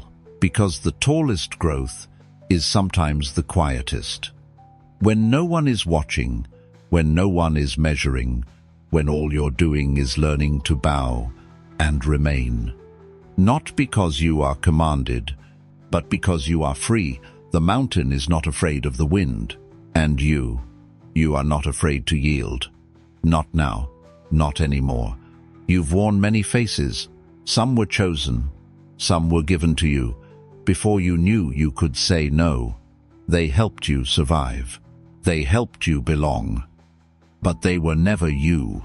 Tonight, Let's stand in the rain and let it wash away what was never truly yours. There's an old teaching, told by monks who perform no theatre, but know how well the world plays pretend. A young student once arrived at the monastery wearing a painted mask, bright colors, wide smile, a symbol of joy and confidence.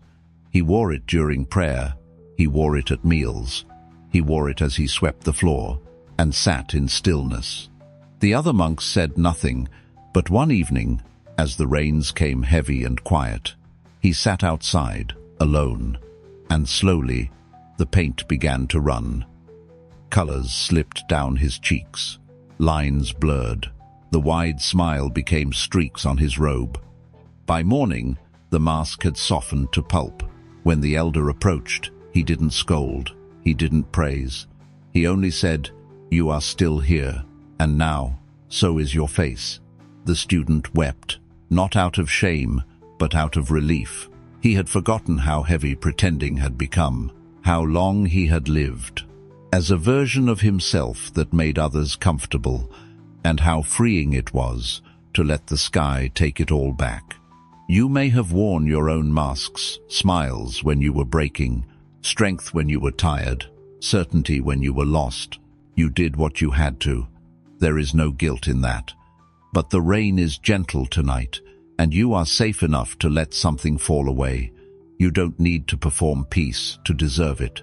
You don't need to act wise to rest in truth. You don't need to be anything but here. That is the peace the mask could never offer. There is a softness underneath the rolls. There is a face that doesn't need painting. There is a soul that never needed to audition for worth. Let the rain reveal you, not to others, to yourself. You are still here, and now, so is your face. The student stopped painting his face after that night. He still smiled, but not with pigment. He still spoke, but not through characters. He learned to greet the day as himself, and that was enough. The other monks never asked why he wore the mask for so long. They didn't need to, because they too had worn masks once. Silence was their kindness. Presence was their answer. Everyone pretends for a while, to be stronger, to be ready, to be what the world will not punish. But pretending is exhausting.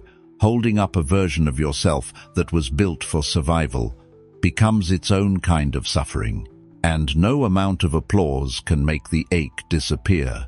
That ache, it's not weakness, it's the soul asking for reunion, asking to be met without disguise. Tonight, you are allowed to set down whatever you've been performing, the role of the steady one, the smart one, the happy one, the one who never needs, the one who never asks, the one who always knows. You don't need that mask anymore, even if it protected you, even if it gave you a name, because now you are becoming someone who doesn't need to hide. To be safe, let the rain take what no longer fits. Let the colors run. Let the expression dissolve back into the soft skin of who you are when no one is looking.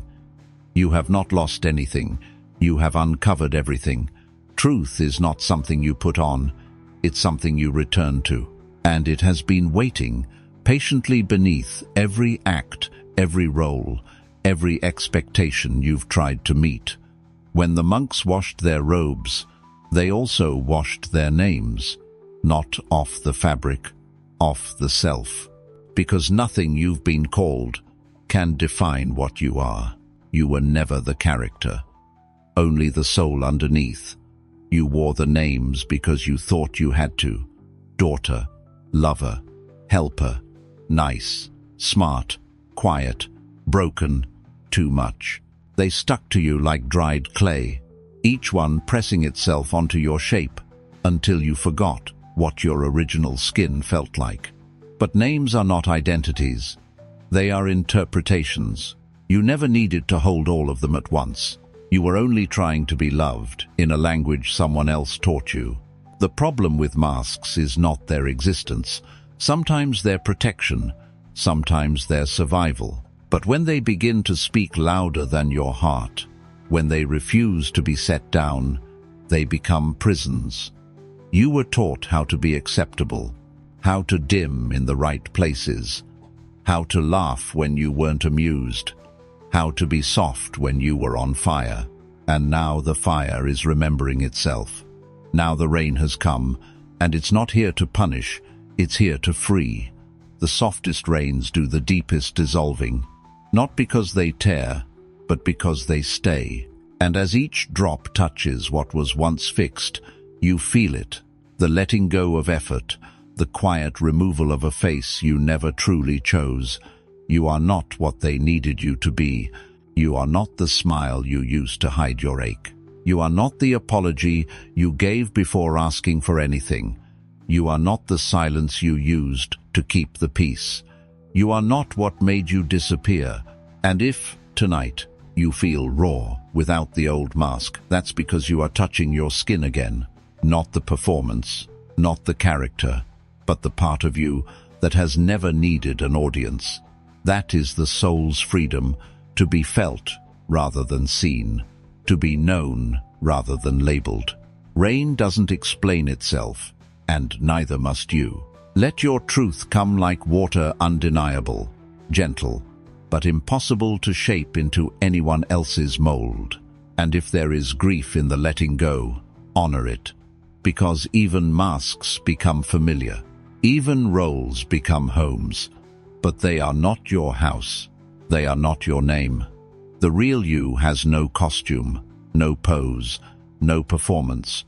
It is breath, it is warmth, it is sacred presence, in a world obsessed with pretending. And tonight, the rain is your permission to be nothing but what you are, to speak when you are trembling, to ask before you are perfect, to cry without reason, to laugh without timing, to stand without being explained. There is no final unveiling, just the continual softening into what no longer needs hiding. What if you never had to impress again? What if your worth is not waiting to be proven, only remembered? What if healing isn't becoming something new, but finally being what you were before the world told you to act? Not polished, not easy, not smooth, but real, raw, reverent, and untamed. The soul doesn't beg to be liked, it begs to be free. And freedom is what's rising now. Not with fanfare, but in the softest, most honest way possible. You, unmasked, unedited, unafraid. You've been climbing for a long time, toward answers, toward peace, toward a version of yourself that might finally feel whole. Each step seemed necessary, each elevation a promise. And yet, you are tired, not because you are weak, but because the staircase never ends. Or so it seems. Tonight, let's pause where you are and look around. Not forward, not higher, just here.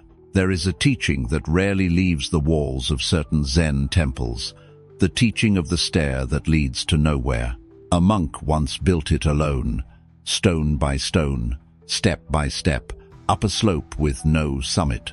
When asked what he was constructing, he replied, "A path for those who believe the top will save them." The stairway curved gently and then stopped. Not at a temple, not at a gate, just open sky. The final step was carved wide and flat, not as a destination, but as an invitation. To stop, to see, to breathe again. Pilgrims came from far villages, hearts full of seeking. They climbed with purpose. They climbed with hope. And when they reached the end, they stared, confused, disoriented. Some wept, some laughed, some sat in silence for hours, because in that final space, where the next step never came, something ancient broke open. The realization that they had arrived, not at a place, not at a goal, at themselves. You've been searching too, for the next improvement, the next insight, the next step that will finally feel like peace. But peace is not a summit. It is the stillness that was beneath every step. You did not need to climb to find it, but climbing helped you see what was already here. Now the staircase ends, and nothing is waiting. No title, no final reward, just sky. And somehow, that is enough. You don't need another step. You don't need to go higher. You can stop here without failure. You can breathe here without guilt. You can name this the end of seeking, not because you gave up, but because you woke up. The monk who built the stairway never walked it again. He stayed at the base, tending to silence, chopping wood, pouring tea. When asked why he didn't climb it, he smiled. Because I built it, to remind myself that there is nothing above this moment. The teaching wasn't in the steps, it was in the stop. In the moment, the climber realized there would be no more steps. And that, at last, was freedom. You are allowed to feel disoriented, to wonder who you are without a ladder to scale, to question what's left when striving ends. That pause is not a void, it's the doorway into being. Every path leads here, not because there is nowhere else to go, but because here is the only place that was ever real. The sky is not a failure of architecture. It is the truth that was hidden behind your goals. There is no need to measure yourself by how far you've come, or how much further you think you need to go. The stair dissolves now, not into disappointment, but into spaciousness. There is no task tonight, no spiritual assignment, no new truth to chase. Only this breath, only this view, only this self. You've been walking toward all along. You've tried so hard to fix yourself, to earn rest, to arrive somewhere final. But there is no final. There is only the unfolding and the choice to stop seeking so you can start living. The staircase fades behind you. It was real. It was helpful. And now it is done. You are not lost. You are not unfinished. You've arrived, and there's nowhere else to go. But still your mind may ask, then why do I feel like I'm missing something? Because you were trained to believe that peace was up ahead. Never here, never now. You were told that meaning lives at the top of things, at the top of the career, at the top of the relationship, at the top of your potential, at the top of the stairs. But this stairway, the one you've walked in silence, the one you thought would lead somewhere, has ended in the wide open sky. Not in a castle, not in applause, not in a grand arrival, but in air, in nothing, in everything. And perhaps that was the point. You wanted the summit, but life gave you stillness. You wanted the conclusion, but life gave you breath. You wanted the final answer, but life gave you this. Presence, not climax, not resolution, but presence. And the strange, soft truth is, that's more sacred than anything waiting at the top. The stairs were never meant to deliver you. They were meant to exhaust the part of you that thought deliverance was needed. Each step taught you something. Each climb burned away an illusion. You learned to chase. Then you learned to pause. You learned to want. Then you learned to release. You learned to reach. Then you learned to rest. And now you're standing here on a stair that disappears beneath your feet. And the sky, endless, directionless, doesn't ask you to rise anymore. It asks you to dissolve, to breathe without climbing, to open without moving, to stay right here, because maybe heaven was never above. Maybe it was always wherever you finally stopped trying to escape. This is not failure. This is arrival. An arrival so still that only silence can hear it. And perhaps the most important journeys are the ones that leave no map behind, the ones that do not loop or circle or return to be understood, but vanish into you, like a forgotten dream that becomes your waking life. You were never meant to be proven, only lived. You are not a stairway, you are the sky it leads into. And if this moment feels like floating, good, float. Be disoriented, be lost from the old world of seeking. Because the more lost you feel to the mind, the more found you are to the soul. There are no next steps now, only this. Sit at the edge of the stair and listen to the wind. Let the quiet wrap around you. Let the absence of destination show you the presence of peace. You are not done. You are not over. You are not empty. You are full, in a way no goal could ever hold. The stair did not betray you. It taught you what it could, and then it ended, because it was never meant to bring you to something. It was only meant to bring you back to yourself. There is a mirror that does not show your face. It does not offer detail. It does not confirm identity. It simply reflects whatever is above it. In the ancient forests, tucked between moss-covered stones and cedar roots, there is such a mirror, but it is not made of glass. It is a still pond, so calm, so silent, that it shows only the sky. No ripples, no distortion, just blue, or grey, or stars. And those who kneel beside it see nothing of themselves, only the sky's endless presence held without effort. That, too, is a kind of truth. Tonight, let your mind become such a mirror. Let the self soften. Let the outlines blur. Let all the thoughts that make you a someone dissolve into simple reflection. You are not your face, not your name, not even the story you've been telling yourself all these years. You are the space that holds it, the mirror, not the image. In a Zen monastery long ago, a student sat before a stone basin filled with water.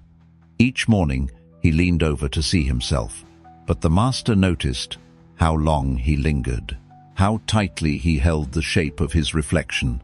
So one morning, the master emptied the basin and filled it again, only halfway. This time, the student saw not his face, but the sky. At first, he panicked.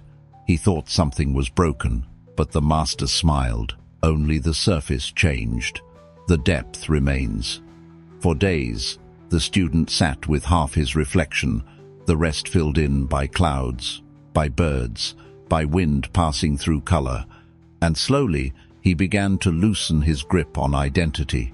You may be holding your reflection too tightly, trying to remember who you are by staring into the shape of your past. But reflection is not who you are. It is only what the mind offers when it's trying to stay certain. And certainty is not peace. Let yourself become still enough to reflect only the sky, to hold no self-image, to make no adjustments, to simply be clear. When the monks sat around the pond, they did not try to see. They tried to stop disturbing the surface, because stillness does not need to be found, only remembered. Your mind is already vast. It only forgets when it clings to shape. You are not the ripples. You are not the shadows. You are the surface underneath, capable of holding everything without becoming anything.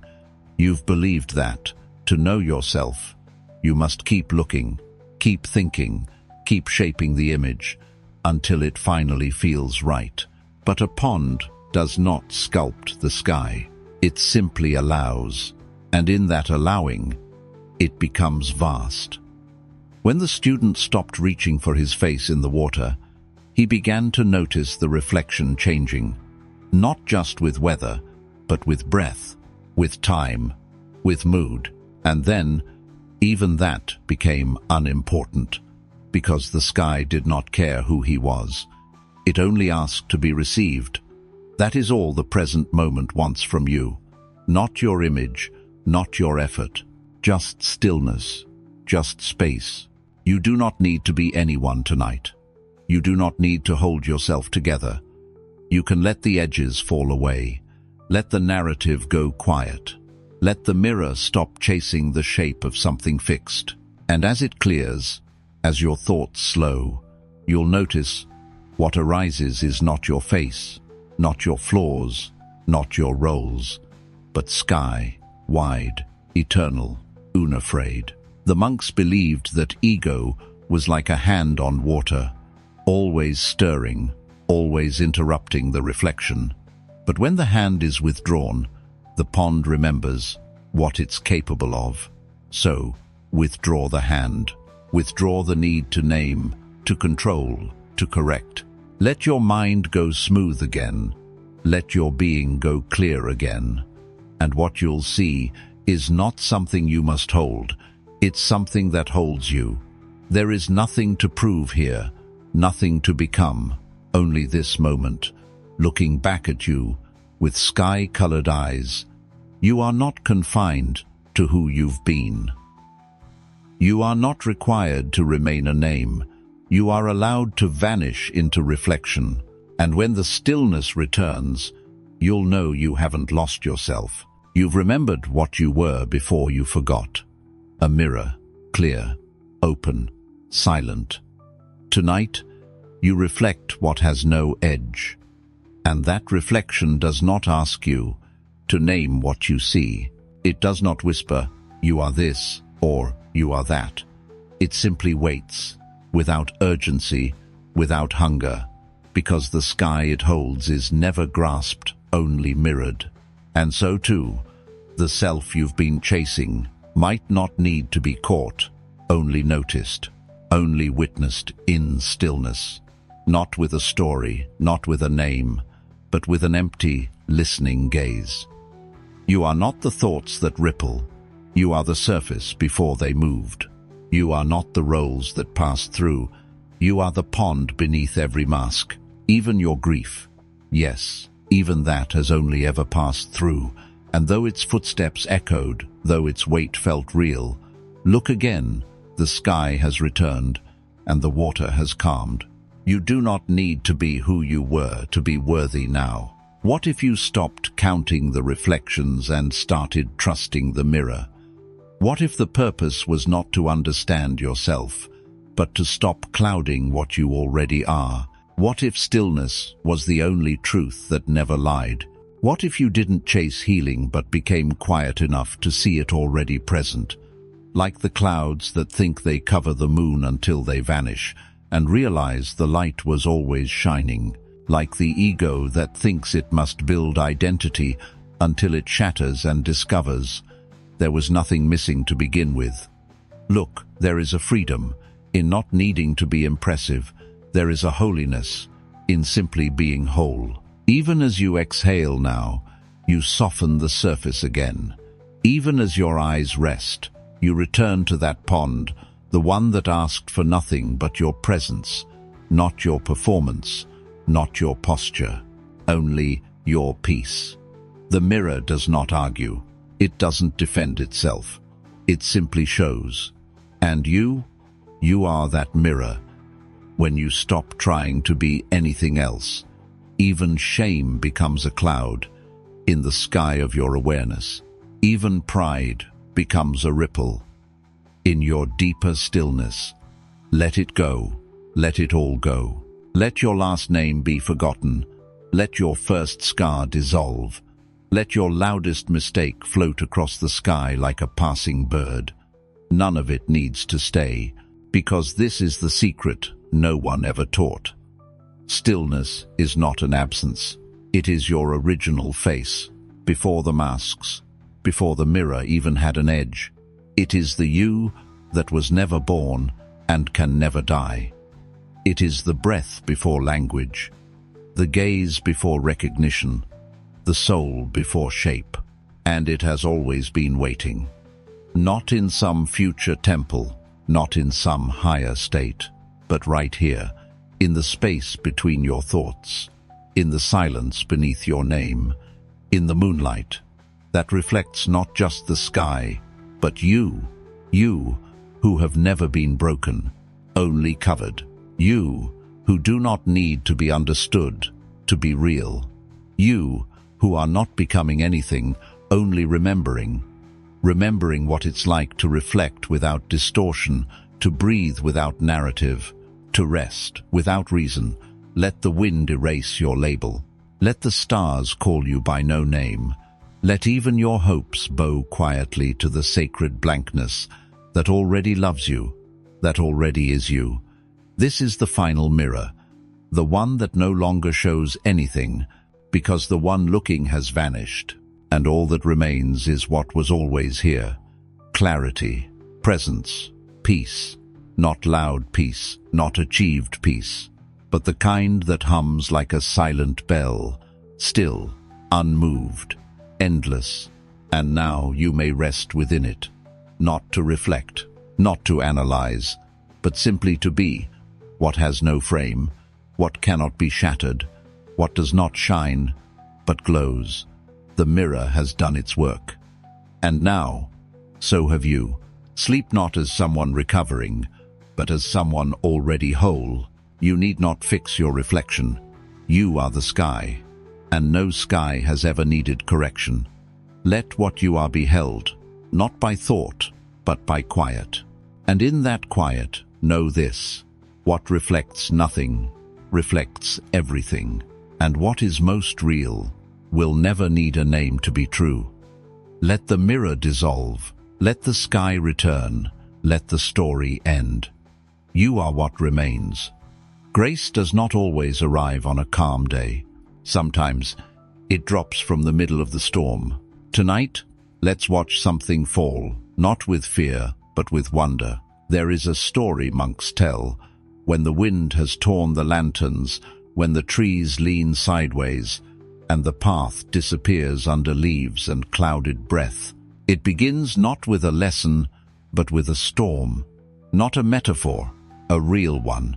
Wind so fierce it bent bamboo, rain so loud it muted every chant, lightning so sudden it cast moving shadows on still walls. And in the midst of it, a single white feather drifted from the mountains above. No bird in sight, no purpose, just a feather thrown into the mercy of the wind. It should have disappeared. It should have tumbled, vanished, vanquished. But when the storm passed and the air grew still, one monk stepped outside and saw it. That feather, upright, planted softly in the mud, like it had chosen its place. No force, no violence, no control, only grace. You may not realize it yet, but you've been falling too, through change, through noise, through days when everything felt tossed and out of your hands. You've asked where you're going, you've wondered when you'll land, but tonight, you don't need answers. You only need to know that softness waits, even at the end of the storm. Not all landings are broken. Some arrive gently, because you stopped fighting the wind. The feather did not resist. It let itself be carried, and in doing so, it found a place more perfect than any plan could have drawn. Let yourself do the same. There are forces guiding you that don't ask for your effort, only your openness. What if you don't have to direct everything? What if the chaos is not your enemy, but your courier? Even the storm has hands, and sometimes they place you exactly where you need to be. The monk who found the feather did not speak. He didn't lift it, didn't frame it, didn't write a verse about it. He simply bowed, because what he saw was not just a feather, it was proof that not everything must be guided to arrive in grace. That even what falls can find stillness, that even what seems fragile can land with dignity.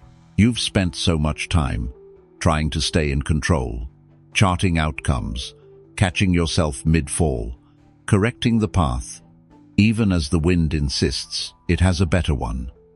But the feather does not fly by effort. It moves by surrender, and surrender, contrary to fear, is not collapse. It's the wisdom to let go of what you cannot steer so that you may be guided by something deeper than will. When you look back at the turns you never planned, the moments that spun you sideways, the people who left, the doors that closed, you may begin to see the quiet mercy beneath them all. The winds that carried you did not forget you. They delivered you to a softer soil. It just didn't look that way while you were falling. Let that be a comfort now. You don't need to guide everything. You don't need to brace against the next gust. Some landings are shaped for you by the very chaos you thought would undo you. The monks would sometimes visit that feather for weeks after the storm. They did not guard it. They did not speak of it like relic, but they returned to it as a reminder that life does not always need your tight grip to arrive at beauty. Let the winds come. Let the rain wash. Let the stories loosen. And when you land, you will know it was not by accident. It was by wisdom too deep to be controlled, too soft to be forced, too perfect to be planned. You don't have to guide everything. Some landings guide you. There is a rhythm to grace that bypasses the mind entirely. It does not wait for logic or preparation or the checklist of your worth. It arrives without knocking, without reason, without asking you to be anything other than open, and when it comes, it places you exactly where you could not have reached by striving. Some days, it looks like rest, in the middle of your ambition. Other days, it's the silence that holds your grief without needing to heal it. Sometimes, it's the hand you didn't reach for that still found yours, or the answer that never came because the question dissolved. This is what the feather knows, that its path is written not in maps or direction, but in surrender. So let it remind you, you don't always need to choose. You don't always need to act. The wind does not ask the feather if it's ready. It simply carries it to a place that fits, without needing to fit in. And you, who have tried so long to steer, to decide, to hold the reins of fate, you may rest now. Because there are landings that do not need your effort, only your willingness to be placed by something wiser than control. Some lights do not roar. They do not burn. They do not call crowds to witness them. Some lights only pulse. Gently, briefly, but always enough to be seen by what matters. Tonight, you are invited to stop trying to be the sun you've spent so long, believing you must shine louder, hotter, more completely to matter. But not all radiance needs to flood the room.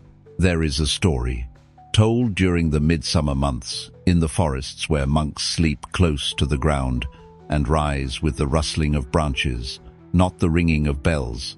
A student, new to silence, was struggling with his own presence. He did not speak in the teachings. He did not shine like the others. He felt small, dim. One evening, he wandered outside, while the others meditated by candlelight. He wandered into the forest, hands empty, heart unsure. And there, in the dark field behind the temple, he saw a single firefly blinking in the vastness. No crowd, no echo, no warmth. Just that tiny pulse, soft, steady, brave. The student knelt and watched it. He imagined it must feel alone. But then he noticed a second light, then a third, then dozens, then hundreds, each pulsing in its own rhythm, not loud, not competing, just coexisting, like stars that never asked to be suns. And something in him softened. He returned to the hall, and he did not speak, but something in his breath had become radiant. He had remembered that light is not about size. It is about presence. Your presence. Your simple, unforced being is already luminous, not because others say so, not because you lead the room, but because you pulse in a way no one else does. That is enough. You don't need to perform brightness. You don't need to ignite a flame just to believe in your glow. You may be small tonight. You may feel quiet. you may flicker, and still you shine. The monks said the firefly carries its light not to prove, but to belong, not to illuminate the world, but to remind it that even the smallest glow has a place in the great dark. You may not be here to light a path for others, you may simply be here to pulse gently, and let that be enough. There is a peace in not being the flame. Flames consume, they hunger, they demand to be fed. But the firefly needs nothing but itself. Its light is not forced. It arrives, and fades, and arrives again. You've tried to be more than you are. In order to feel like enough, you've spoken louder when silence would have held more truth. You've pushed when stillness would have glowed. But brightness is not always brilliance, and humility is not dimness. You can pulse and still be radiant. You can whisper and still be heard by what was meant to hear you. Not every message is for the room.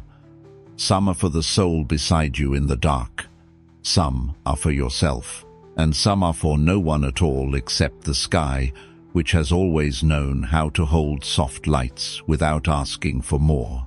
The student who watched the fireflies never forgot the lesson. Years later, when he had become a teacher, he still sat at the back of the hall, still spoke little, still walked like someone who knew his glow, didn't need proving. Those who came to learn from him noticed something quiet in him, a kind of peace that did not teach with fire, but with presence. He did not light the way. He simply shone, exactly where he was. That was the light. They remembered, and that is the light you carry. You don't have to guide the field. You don't have to be a star. You only have to keep glowing in your way, in your rhythm, without apology. Some will never see it, and that's all right. But others, those walking quietly too, will recognize you instantly, not because of how brightly you burn, but because of how gently you remain.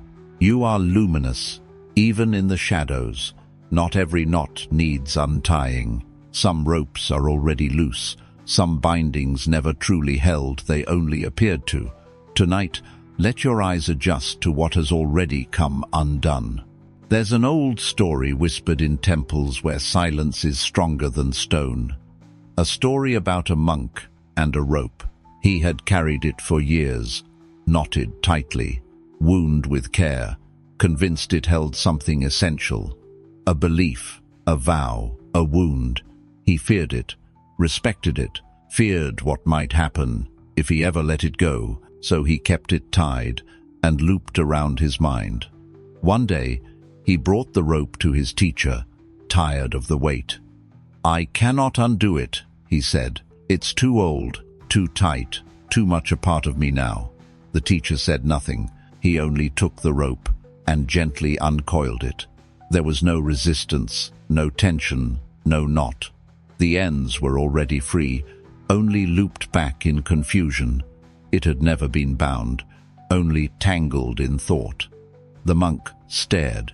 "All this time," he whispered, and the teacher nodded. "Yes, you've been holding yourself with a rope that was never tied. How many stories have you carried that you never questioned? How many fears have you worn like bindings, not realizing the clasp was already broken? You may not be bound anymore. You may just be remembering the feeling of being tied. There is nothing wrong with that. Sometimes the body holds tension long after the danger has passed. Sometimes the mind rehearses captivity even while sitting in an open field. But tonight, you can check the knot. Not with force, not with urgency, just with presence, with breath, with curiosity. You may find the rope is softer than you thought. You may find it's already fallen away, and what's left is space, space to move, space to choose, space to be something other than bound. You've struggled, pulled, tugged at the cords of your life like someone fighting against real knots. But what if the effort was never needed? What if the story that said you were trapped was older than the truth? You may have outgrown the ropes years ago, but no one told your nervous system. No one whispered to your memory, "You can stop pulling now." So here is that whisper. You can stop pulling. You can stop tightening what's already let go. The monks would sometimes leave old ropes hanging loosely on temple hooks, not to use but to observe, to notice how many people reached for them automatically, how many tried to tie them again, out of habit, out of fear of freedom, because being bound gives us definition, and being free asks us to define ourselves. But you're ready for that now. You're ready to be someone not shaped by limits, but by presence. You don't need the ropes anymore, not the ones tied to shame, not the ones tied to who you were, not the ones knotted around stories that no longer serve your unfolding. Freedom doesn't always roar. Sometimes it's the quiet realization that nothing is holding you but your own belief. The monk who saw his rope uncoil didn't run, didn't shout. He just sat there, still, lighter. Not because anything had changed, but because he finally saw that it already had. And you may notice the same. No one is asking you to fight your way out. No one is demanding a dramatic escape. You are not locked. You are not tied. You are here, and the rope is already at your feet. You were never truly tied, only tangled in thought. In a monastery carved into the base of a weathered mountain, there sat an inkstone worn smooth by centuries of use. Its shape had softened from the press of fingers long gone. Its grooves no longer held ink, only memory. No one could recall who first carved it, or what mark it once made. And yet, it remained on the calligraphy table, not as a tool, but as a presence. The monks no longer used it to write. They placed it there to remind themselves of what fades and what does not. It had no label, no nameplate, no signature. It didn't need one, because everything that once defined it had been worn away by devotion, by time, by touch. And what was left was not nothing but essence. Tonight, you are not being asked to achieve or to become. You are being asked to remember what remains when nothing is left to prove. The inkstone had stopped being useful in the way it was made to be, but that didn't make it any less sacred. It had simply changed from what it was called to what it truly was. That is the journey of stillness. Not the erasing of value, but the soft dissolving of identity. You are not your name, not your history, not even the roles you've played so convincingly for so long. You are the space beneath those names, the one who watched them rise and wear down and fade. You do not need to rush to define yourself. You can sit quietly now and let your edges soften. Let the pressure of proving dissolve like ink in water. Let the self you've been maintaining rest. There is no urgency in essence, only presence, only being. The monks would sometimes hold the old inkstone in their palms before prayer, not to use it but to feel how something can lose everything it was called and still be complete.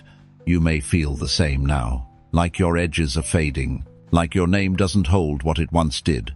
That is not disappearance, that is return. You are becoming what you were before the world named you. The student once asked the elder, "Why do we keep the old inkstone if it no longer serves its purpose?" The elder ran a hand across its surface, rough in places, smooth in others, and replied, "Who said it no longer serves?" The student frowned. "It can't hold ink. It can't help us write." The elder smiled. "It no longer makes marks on paper, but it makes marks on the mind. Some things stop doing and begin being, and that too is a form of teaching. You've believed for much of your life that you must contribute to matter, that you must perform to be seen, that to lose your edge is to lose your worth. But there is a different kind of value. The value of presence that asks nothing, proves nothing, just rests and remains. You don't have to be remembered to be real. The old inkstone had no ambition. It had no function left to defend. And still, it stayed on the table, revered, because sometimes what is most worn is what is most whole. You are allowed to wear thin. You are allowed to be quiet. You are allowed to stop trying to leave a mark. The truth is, you already have. Not through force, not through name, but through your being. And being is enough. There is nothing left to become tonight. Only what you already are, beneath the titles, beneath the masks, beneath the striving. The monks eventually stopped calling the stone anything at all. They would simply pass it to one another when someone forgot who they were trying to be. And in that wait, in that silence, they would remember, you are not what you've been called. You are what remains when all the names are gone. Let them go now. Let the ink dry. Let the stone rest. You were not made to be remembered. You were made to be real. There is a strength that does not strain. A kind of holding that isn't about control, but about presence. Tonight, let us walk into winter. Let us notice what carries weight without complaint, what bends but doesn't break. There's a tree near the edge of the forest, not tall, not mighty, but bare. And each winter, it holds snow. Not because it must, not because anyone watches, but because it does. Flake by flake, softness gathers. Layer upon layer, it rests in silence. And the branch, it does not resist. It doesn't shake to free itself. It doesn't collapse. It simply holds, not in fear, not in defiance, just in stillness. When the sun comes, the snow melts, and the branch releases without drama, without exhaustion. This, the monks say, is true endurance. Not the kind that fights, not the kind that grits its teeth, but the kind that knows how to hold with grace.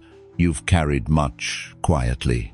Without asking for recognition, you've held stories that weren't yours, emotions that others handed you, responsibilities you never named, but carried anyway.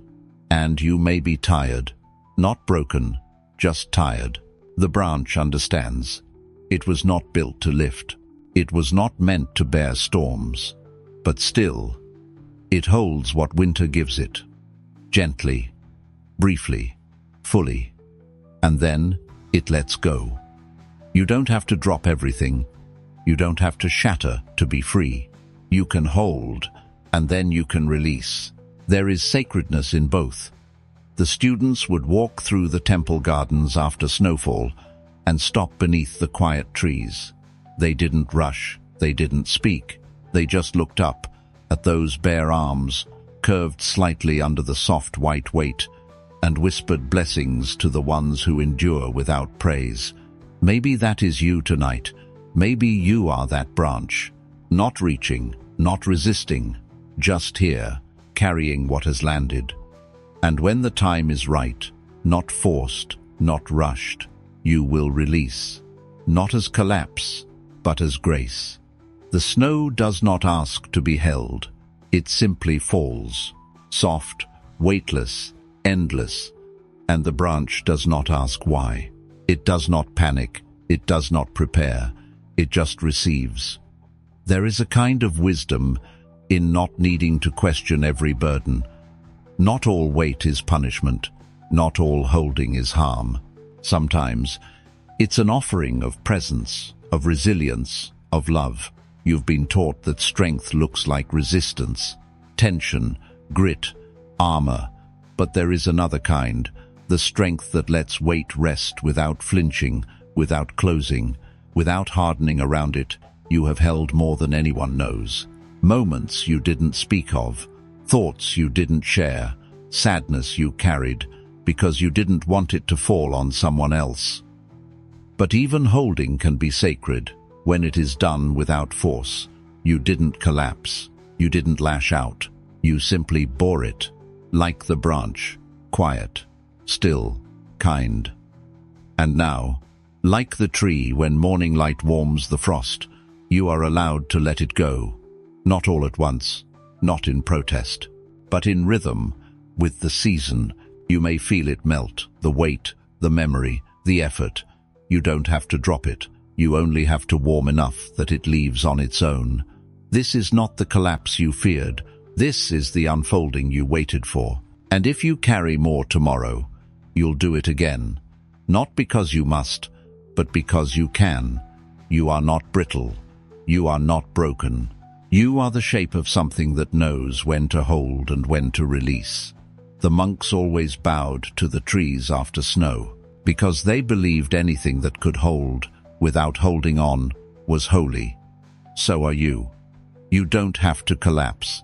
You can simply hold, then release.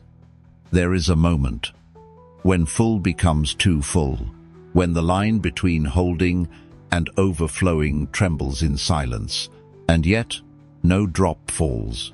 Tonight, we sit with the cup, not shattered, not spilled, just full, completely, beautifully, almost unbearably. In one of the oldest monasteries, there is a teacup carved from stone and glazed with ash.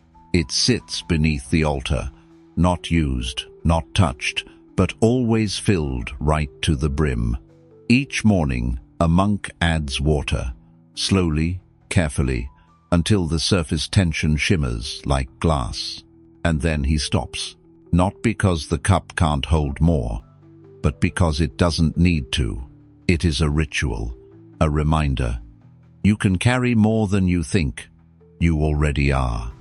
But at some point, you must pause, not because you've failed, but because you are full.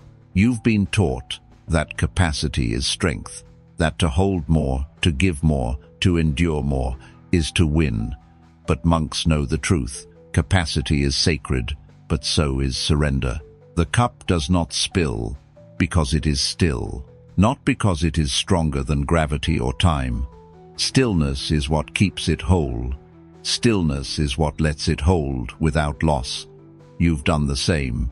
You've filled yourself with memory, with responsibility, with emotion you had no time to name. And yet, you have not spilled. You've held steady. You've walked full. You've smiled, even when your chest felt one breath away from breaking. That is not weakness. That is reverence. But you are not meant to carry forever. The cup is full, the ritual complete. And now, you may pour it back. The monk who filled the cup each morning never drank from it. He simply bowed and walked away, because the purpose was not to take but to acknowledge that even quiet things can carry everything. You've carried everything, without breaking, without spilling, without asking much in return. But stillness is not the same as stasis. The monks knew that even a sacred cup needs emptying, not in crisis, not in collapse, but in grace. They would lift the cup at dusk and pour the water gently back into the soil, a slow release, a ritual of letting, because nothing, not even strength, is meant to be held forever. Your strength has served you. It kept you whole. It helped you love without always being seen. But you are allowed to pour now. You are allowed to let the surface ripple, to let some of what you've held return to the earth. Not all at once, not in apology, just in trust. Because emptiness, too, is a sacred state, one that prepares you to receive again, but only after rest. There is no shame in setting down your fullness. You've carried long enough. You've stayed still long enough. You may tip now. You may spill gently into silence, not because you failed to hold, but because you succeeded. You held more than you thought, and now you may pour it back. Some lights are meant to guide, others are meant simply to glow. Tonight, we sit with the quiet kind, the kind that doesn't call attention, the kind that burns even when no one sees it. There is a lantern at the edge of the temple path, hung from a wooden arm that creaks softly in the wind. It's not the largest, not the brightest, not the brightest, not the one people light first or notice as they pass, but each night, as the bells fade and the footsteps vanish, and even the moon begins to drift, that lantern holds its flame. Through fog, through silence, through the long, still breath before dawn, it waits. Not for praise, not for thanks, only for the morning. It is said the lantern was once placed there for travelers who lost their way, to guide those returning late, too tired to speak, too quiet to knock. But now, no one comes. The path is rarely walked. The gate long overgrown. Still, the monks tend the lantern. Still, they light it each evening. Still, it burns, until the morning comes. Not because it must, but because it was made to hold light. You, too, have held light when no one asked you to. You have given warmth in moments no one saw. You've stayed awake in your own ways, waiting, tending, carrying brightness through someone else's night. And maybe now the path is quiet, the need is gone, but the light still burns. And that, in itself, is sacred.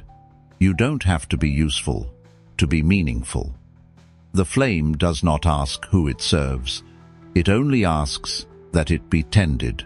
Let that be your practice tonight, to honor the parts of you that stayed lit long after they were needed. Not because they were demanded, but because they were true. The younger monks once asked, "Why light the lantern at all if no one needs its glow?" The elder simply replied, "Because some lights are not for the eyes, they are for the soul." There is a devotion that does not look like action, a usefulness that cannot be measured by outcome. Some offerings are never received, some lights are never seen, but still, they matter. Stillness matters, reverence matters. What you carry matters, even if no one claps when you carry it. Even if the night passes with no footsteps, and no traveler, and no cry in the dark, still you glow. Still, you keep the promise you never said aloud. You've done this before. You've lit yourself for someone who never returned. You've stayed available long after the need was gone. You've given your warmth to a silence that never answered. But you gave it anyway. And now, there may be a part of you that wonders if it mattered, if anyone noticed, if all that gentle burning was wasted. Let me say this. As the wind says to the trees, nothing offered in reverence is ever wasted. The world is not only changed by those who act loudly, it is changed by those who burn quietly, with grace, with patience, with presence. The lantern did not shine to be seen. It shone because it was lit, and that was enough. The monks never rushed to put it out, even when dawn arrived, even when light returned. They let it finish, they let it glow, until it chose to extinguish itself. Because respect is not given only to what we need, it is also given to what held us before we knew we were being held. You may never know who found comfort in your light, who saw your stillness from afar and remembered how to breathe, but they are out there, and some part of them is still warmed by you. You don't have to keep shining, but you may, if it brings you peace, even if the world no longer needs your light.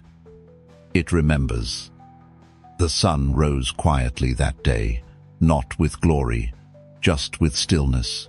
A faint pink edge to the sky, like breath returning after a long exhale, and the lantern still burned.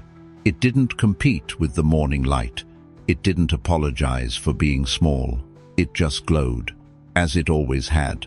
Not brighter, not dimmer, just steady. The student watching from the steps asked the elder, "Should we put it out now? It's not needed anymore." The elder shook his head, not as correction, but as reverence. We let it choose. It's not here to serve us. It's here to keep its vow. That vow was never spoken aloud, but the flame knew it, the wick knew it, the hands that lit it each evening knew it. Not everything that matters is made of words. Some meaning lives only in repetition, in return, in the quiet ritual of showing up even when there's no audience. You may have burned like that. You may be burning still, for someone who never asked, for a reason that never arrived. And still, you are sacred. You've been the keeper of quiet warmth, of silent offerings, of unseen care, and there is no flame more holy than that. The lantern stayed lit until the sun fully broke over the temple roof. Only then did the elder rise, cup his hands around the flame, and whisper, "Thank you." Then he let it go. No smoke, no ceremony, just a soft return to stillness. You can do that too. You can bless what you've held. You can whisper, "Thanks," to the light you never asked to carry, but did. And when it's time, you can let it go. Not because it wasn't worthy, but because its work is done. You don't have to hold what no longer needs holding. You don't have to shine through every morning. You only have to be honest with what still glows in you and what is ready to rest. Even when the world no longer needs your light, it remembers. There is a trail that no longer remembers you, a path you once walked barefoot, heavy, searching. Now it drifts into the wind. Sand reclaims itself. Time folds the road into nothing, and what once felt endless is already gone. You look back. For the shape of your pain, the places where you fell, the corners you cried in, the marks you swore would last. But they aren't there. Only the breath of dust, moving gently across the land, as if even memory has learned to soften. There's something sacred about a path that refuses to stay. Because not all things are meant to be preserved, not all pain was made for keeping. You once thought you had to carry every step, account for each wrong turn, apologize for every falter, but the sand doesn't remember the weight of your feet. It only remembers the wind. And tonight, so can you. You are not the person who first began this journey. You've changed, you've softened, you've surrendered, and most of what followed you was never meant to arrive with you. Let it fall away, let the footprints vanish, let the path dissolve behind you, like it never needed to stay. You are not being erased. You are being renewed. This is the gift of impermanence. Even history loses its grip when you stop dragging it forward. The monk once said, "A step is only sacred if you do not try to step back into it." Walk forward. Let the wind take what it must. What you've left behind does not need to follow. You once believed that to move forward meant to explain everything, to carry the why, the how, the wound. But not all stories are meant to be retold. Some are meant to end. In the silence that follows a final breath, the monk who swept the temple courtyard did so each morning with the same soft rhythm, grains of sand brushed from stone, leaves gathered into circles, footprints eased away. One student asked, "Why sweep away what was only just created?" The monk smiled, "Because the step served its purpose, and now it bows to the next." Let what has passed bow to the present. Let the pages fall from your hands without needing to reread them. The lesson was not in how the step looked. The lesson was in how you kept walking. You continued, even when it hurt, even when the dust rose so high you couldn't see ahead. You walked anyway. And now, the wind is kind enough to finish what you no longer need to hold. Do not chase the footprints. They are not vanishing to punish you. They are dissolving to free you. Your life is not the accumulation of every version you've ever been. It is the clarity that comes when you let those versions be carried away by time. Who you were was sacred, but who you are is here. And that is enough. Let the path blur. Let memory rest. Let the sand be sand. You do not have to prove where you've been. You only have to arrive where you are. There was a hermit who lived by the dunes. He built no shrine. He kept no records. He made no map. Each morning, he walked, always forward. When asked how he found his way back, he replied, "I don't. I only return when I no longer need to." Some paths are not meant to be traced. Some lives are not meant to be understood backward. You've been taught to remember everything, to explain your pain, to preserve your past as if it holds your worth. But you are not a museum of moments. You are movement. You are wind and wave, not archive, not monument. And sometimes the most spiritual act is to forget with love, not to deny, but to release, to honor that what shaped you has already done its work, to thank it and let it go. The desert never asks where the footprint went. The sea never grieves the wave that vanished. Nature teaches without attachment. You are allowed to do the same. If the past returns, welcome it as a visitor, but do not set a place for it to stay. Let it speak, then pass. Let it rise, then settle. You have already become what it came to give you. You do not need the shell of the moment once the pearl has formed. So breathe tonight as one who no longer chases echoes.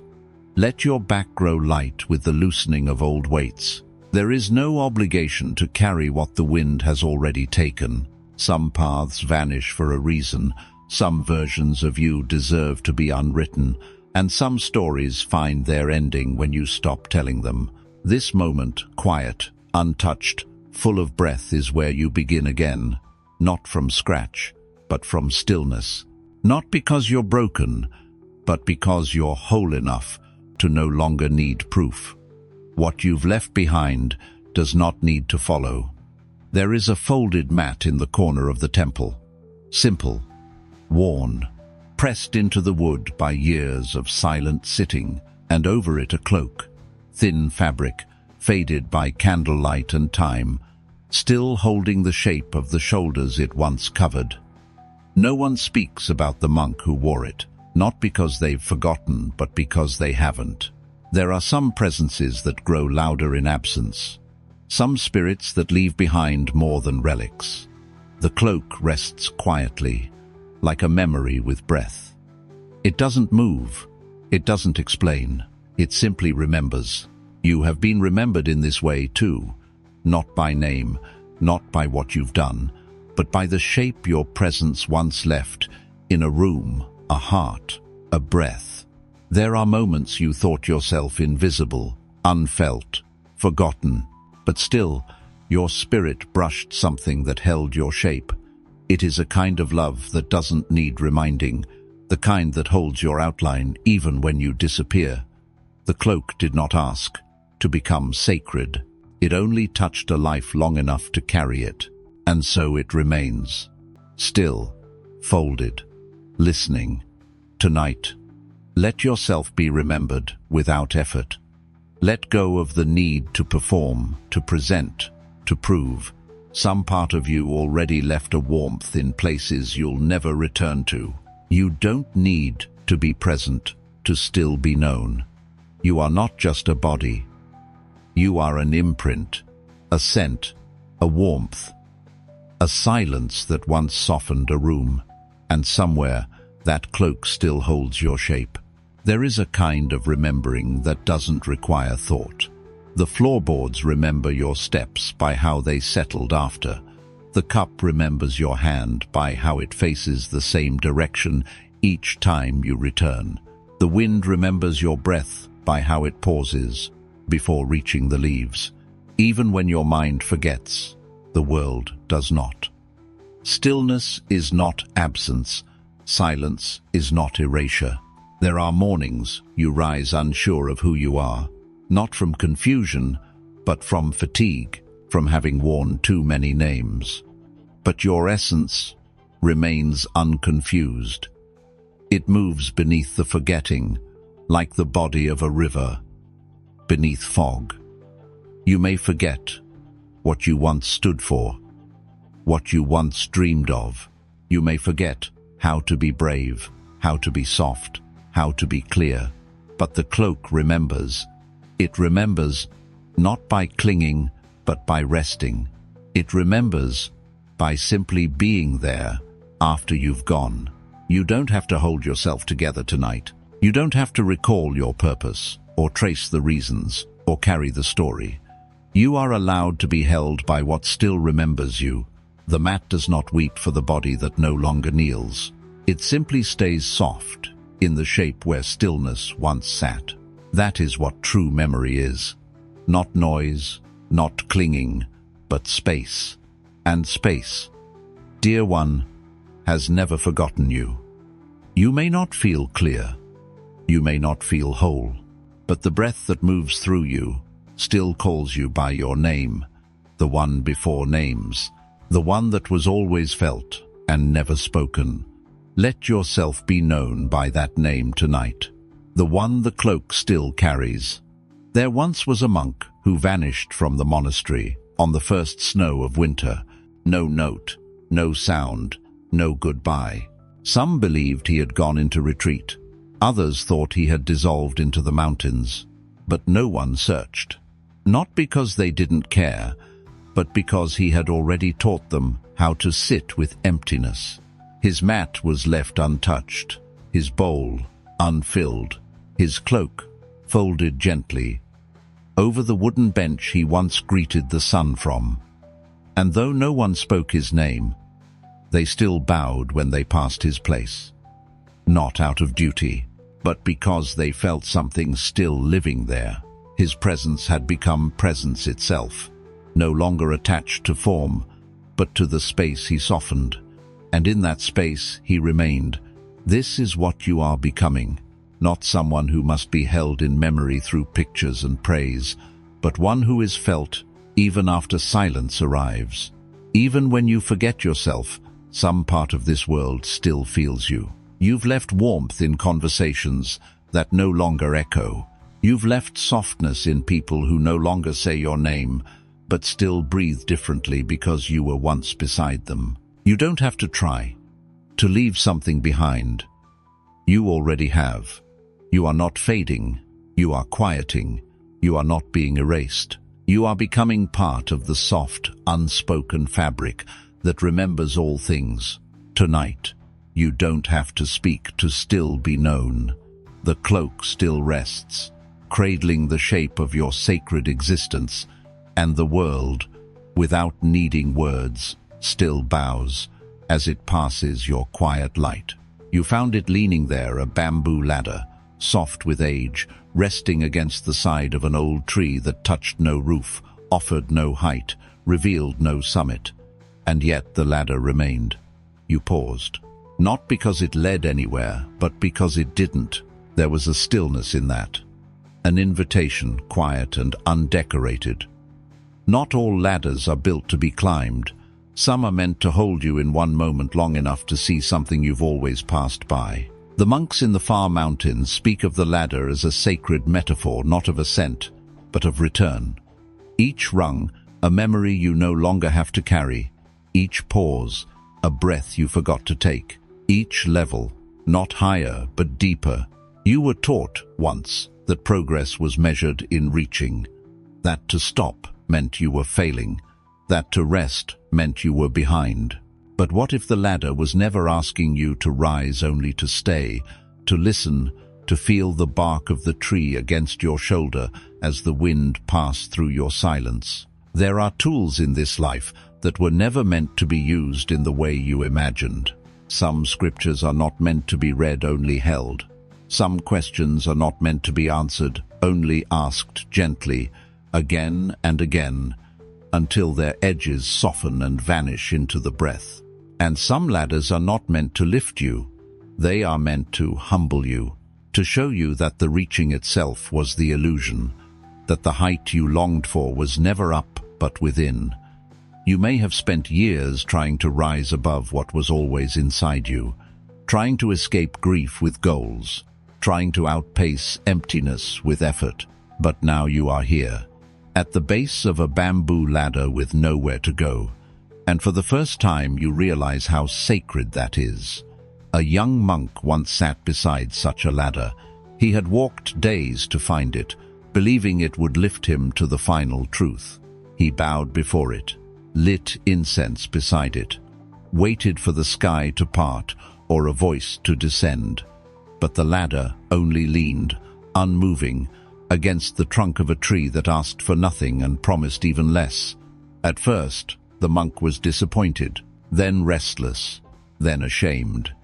He had traveled so far, and the tool of his arrival did nothing at all. But on the third night, as wind moved through the upper leaves, he placed one foot on the lowest rung, not to climb, but to steady his breathing. And something softened. He sat there, not going up, not coming down, only suspended in presence. And in that stillness, he saw, the ladder was not a means of ascent. It was a mirror, a reflection of all the ways he had tried to force enlightenment through effort. A portrait of how the mind believes there's always somewhere else to be. But in the quiet between the rungs, he felt it a summit that didn't rise above him, but opened within him. The teachings do not shout, they do not demand. They wait for your breath to slow, and when it does, they come not as instruction, but as remembering. You don't have to keep moving to prove you are alive. You don't have to achieve to become whole. You are not failing because you're still. You are not lost because you haven't risen. Some of the most sacred truths are revealed not by climbing, but by pausing beside the ladder and asking, was this ever meant to carry me up? Maybe its gift was in holding you where you are.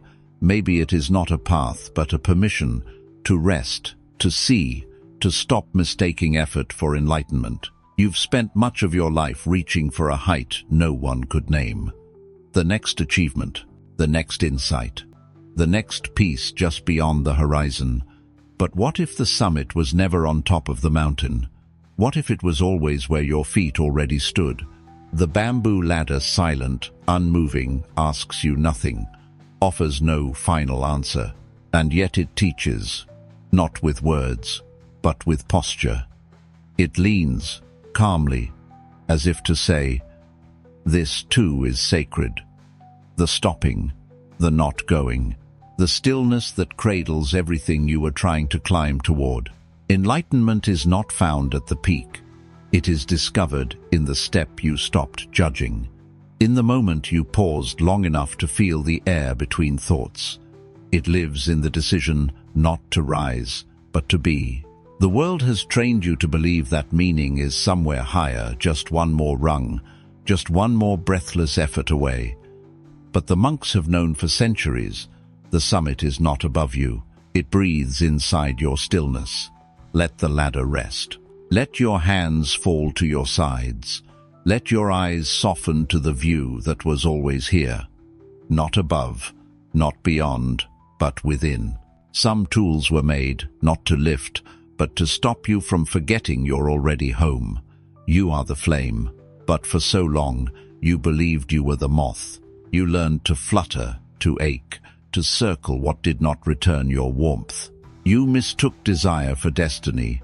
You thought love meant orbiting even when the center stayed silent.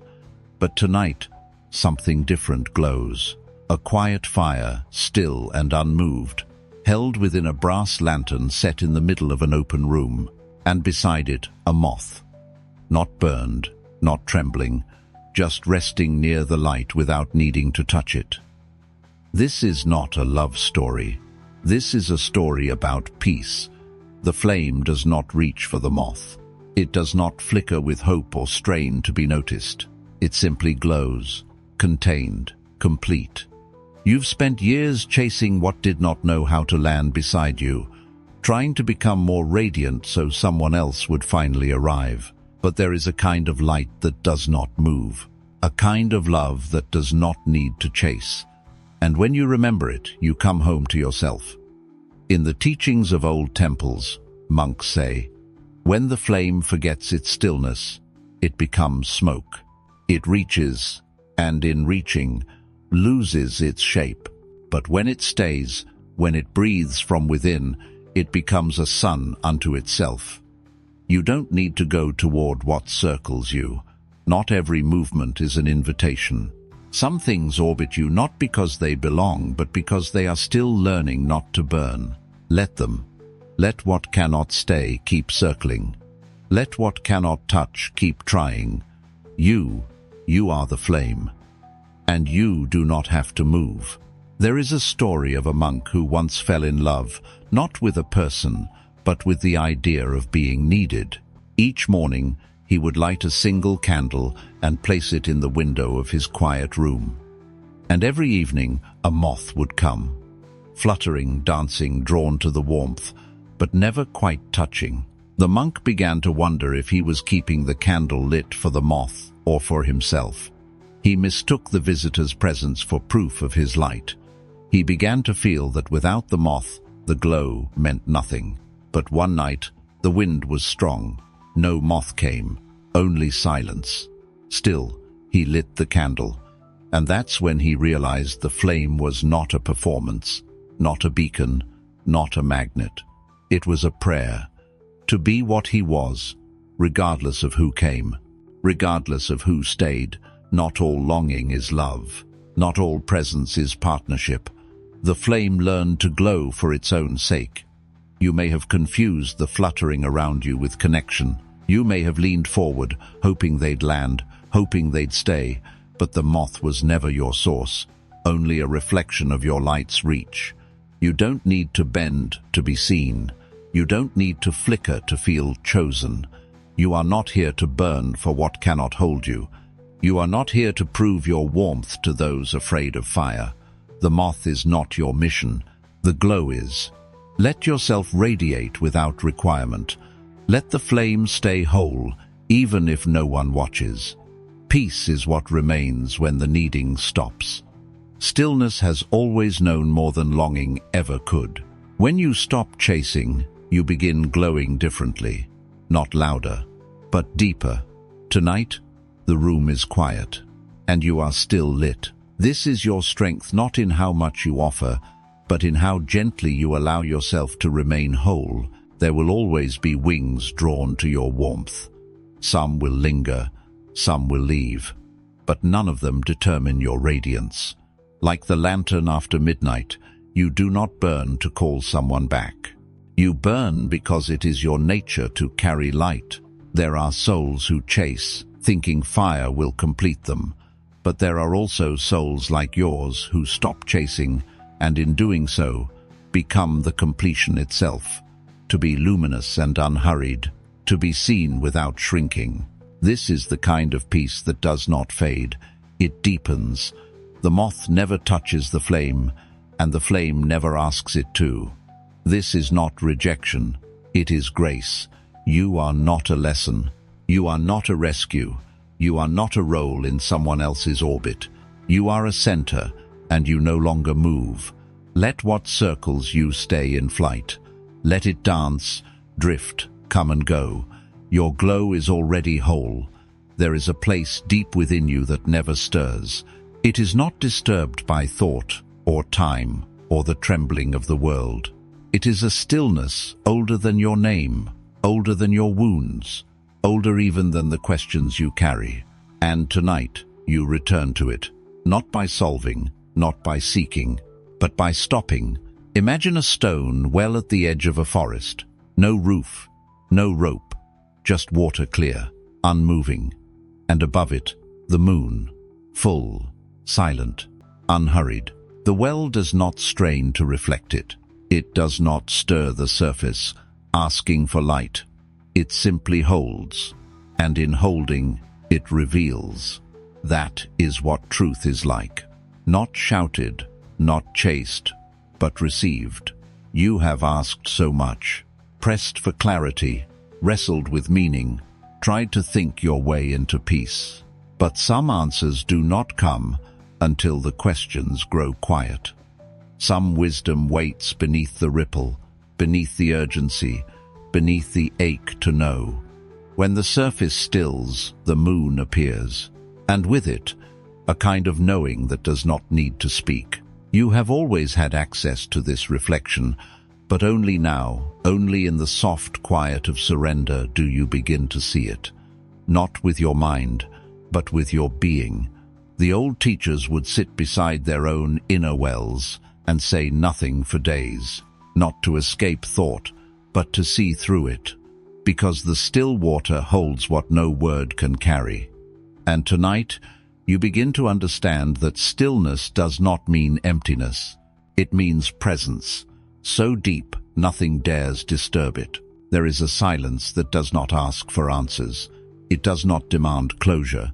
It does not tighten around confusion like a rope around wind.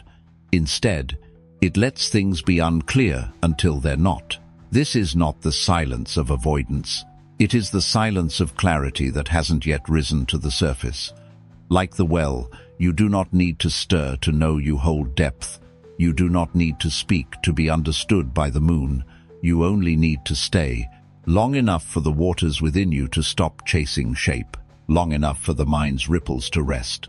Some truths only show themselves after you've given up the demand to know.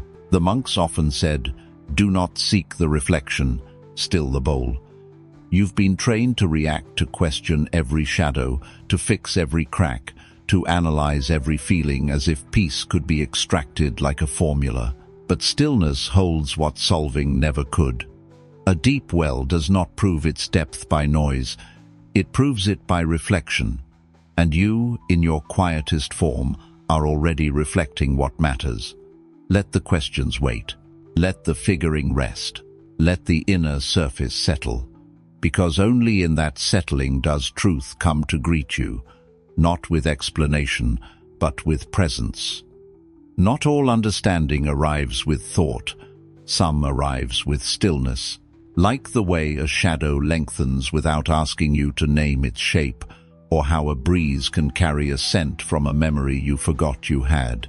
This is how the well speaks, without voice, without urgency, only invitation. You sit beside yourself now, as one would sit beside such a well, not to pull something from it, not to conquer it, but to share the silence it never stopped offering. And in that presence, something shifts. Not loudly, not clearly, but completely, because stillness does not need to explain what it already reveals. The moon remains, the reflection remains, and you, unmoved, untangled, untouched by thought, begin to see clearly again, not because the answer arrived, but because the noise left. Peace is not always found in knowing more. Often, it is found in needing less. The questions that kept you churning for meaning now dissolve like breath on the surface of the well. Nothing is missing. Nothing must be added. Just water, just light, just you. Still, open, complete. Stillness does not offer explanation, only understanding. There are things you've carried without realizing it, moments that stayed lodged in your ribs, words you never answered, fears that never fully spoke, all curled inside like breath you forgot to let go. Not dramatic, not even loud, just held, and held, and held again, until your body forgot what lightness felt like. Until your chest learned how to stay braced for things that never came. You have walked through years like a monk, holding his breath in a temple of fire, quiet, composed, but always waiting for the collapse. It never came, but the breath never left either, and so you carried it. You carried the unshed sighs, the unfelt griefs, the readiness that became a habit, not out of weakness, but out of devotion, out of instinct, out of forgetting that breath is not meant to be stored, only felt, then released. Tonight is not a night of effort, it is a night of return. A return to what you never stopped doing, only stopped noticing. You are still breathing. But now, you may feel it. Feel the way air enters like silence, and leaves like a truth you were finally willing to speak. There is no technique here, no ritual, no requirement, just awareness. The awareness that something within you is ready to soften, not because it was wrong, but because it was never yours to carry for this long. Do you feel it now? The way your shoulders don't need to stay high, the way your chest no longer needs to protect what already passed. There is nothing chasing you here, no demand, no mistake, still echoing, only the quiet room of now. In this room you don't need to prove anything, you don't need to earn your next inhale. It comes and goes on its own. You've lived through entire seasons without noticing how tightly you were bracing for words that never arrived, bracing for disappointment that never quite found you, yet never quite left either, bracing for silence to mean abandonment instead of peace. But now the silence is kind, now the air is safe, now the breath belongs to you again. There is something sacred about breathing on purpose, not with force, but with reverence, in and out, a soft cycle, older than memory, older than pain, older than whatever story taught you to hold your breath just to survive the room. It's okay now. You are not in that room anymore. You are not surrounded by danger. You are not frozen in someone else's storm. You are here. And here you can exhale. You can let your chest rise, not as a shield, but as an offering. You can let your ribcage open, not as a battlefield, but as a temple where peace is allowed to stay. Tonight is not about becoming anything. It is about softening back into what you were before fear taught you to hold tight. Let yourself be held by nothing but the breath. That is enough. Even the wind exhales. Even the trees sigh in the hush between night creatures. Even the moon, quiet and high, knows how to let go of its fullness and wane. You, too, are allowed to release what has lingered too long. The apologies never returned. The decisions that tightened your spine. The plans that made you clench your jaw. The quiet fears you carried like coins hidden in your deepest pocket. Let them fall. You don't need to grip so hard. Not to your past. Not to your image. Not even to your breath. Breathe out not just air but the waiting. Breathe out the question of whether you're enough. Breathe out the habit of holding yourself together when no one asked you to.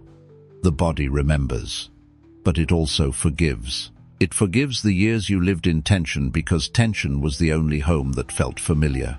It forgives the lungs for growing used to tightness. It forgives the nervous system for ringing alarms in rooms that were finally quiet.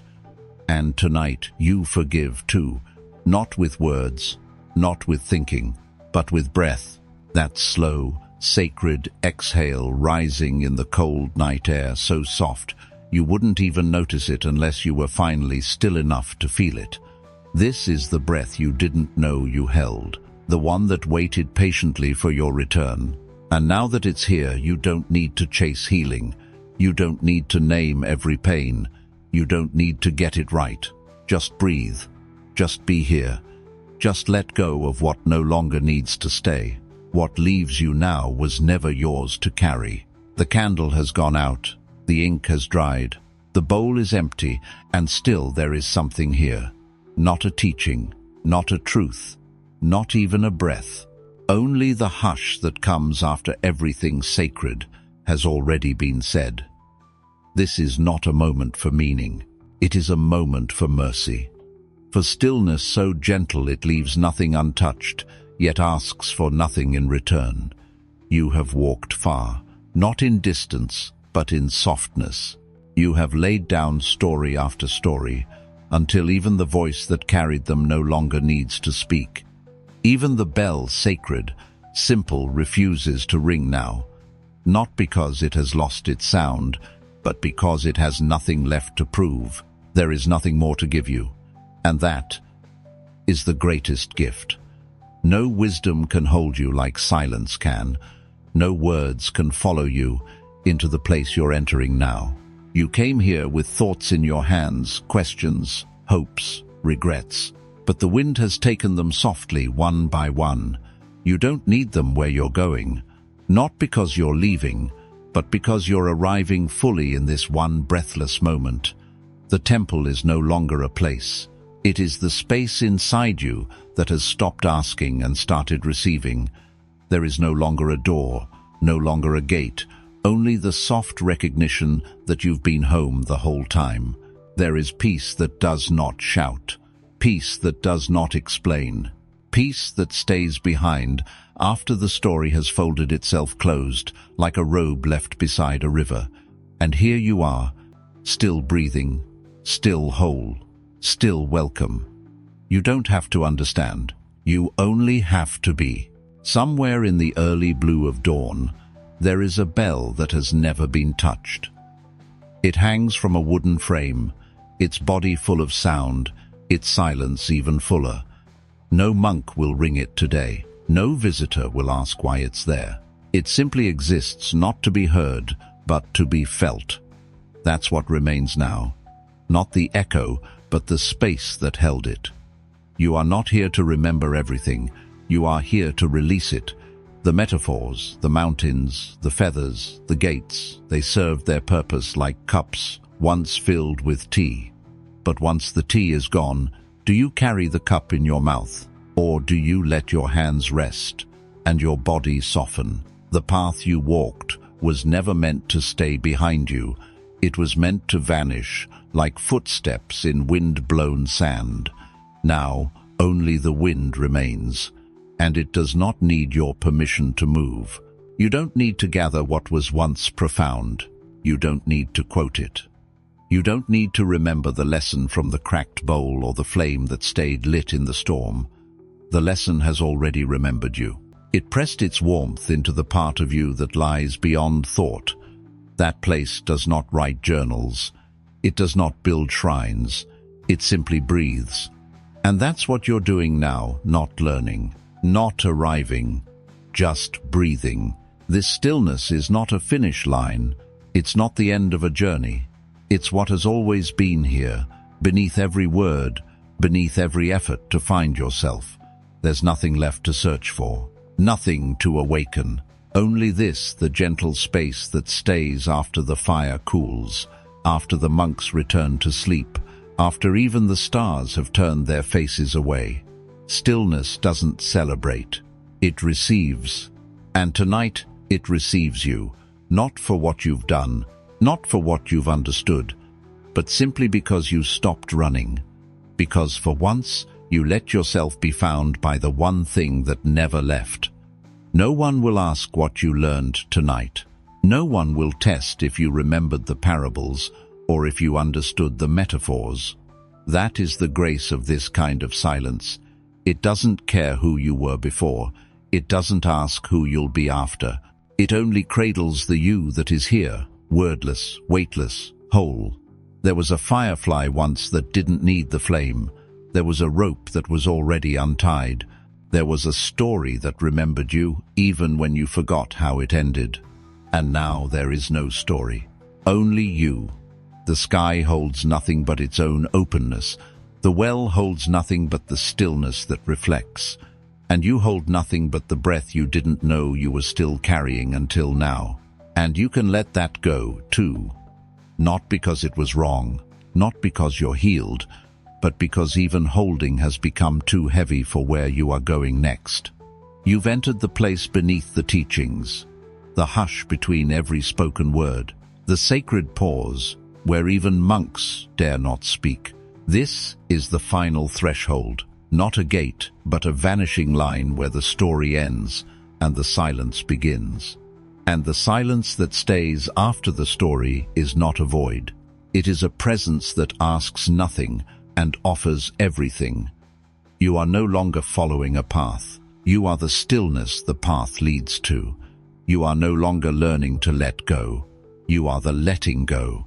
You are no longer seeking the bell. You are the moment before it rings, so full, so ready, yet choosing peace over sound.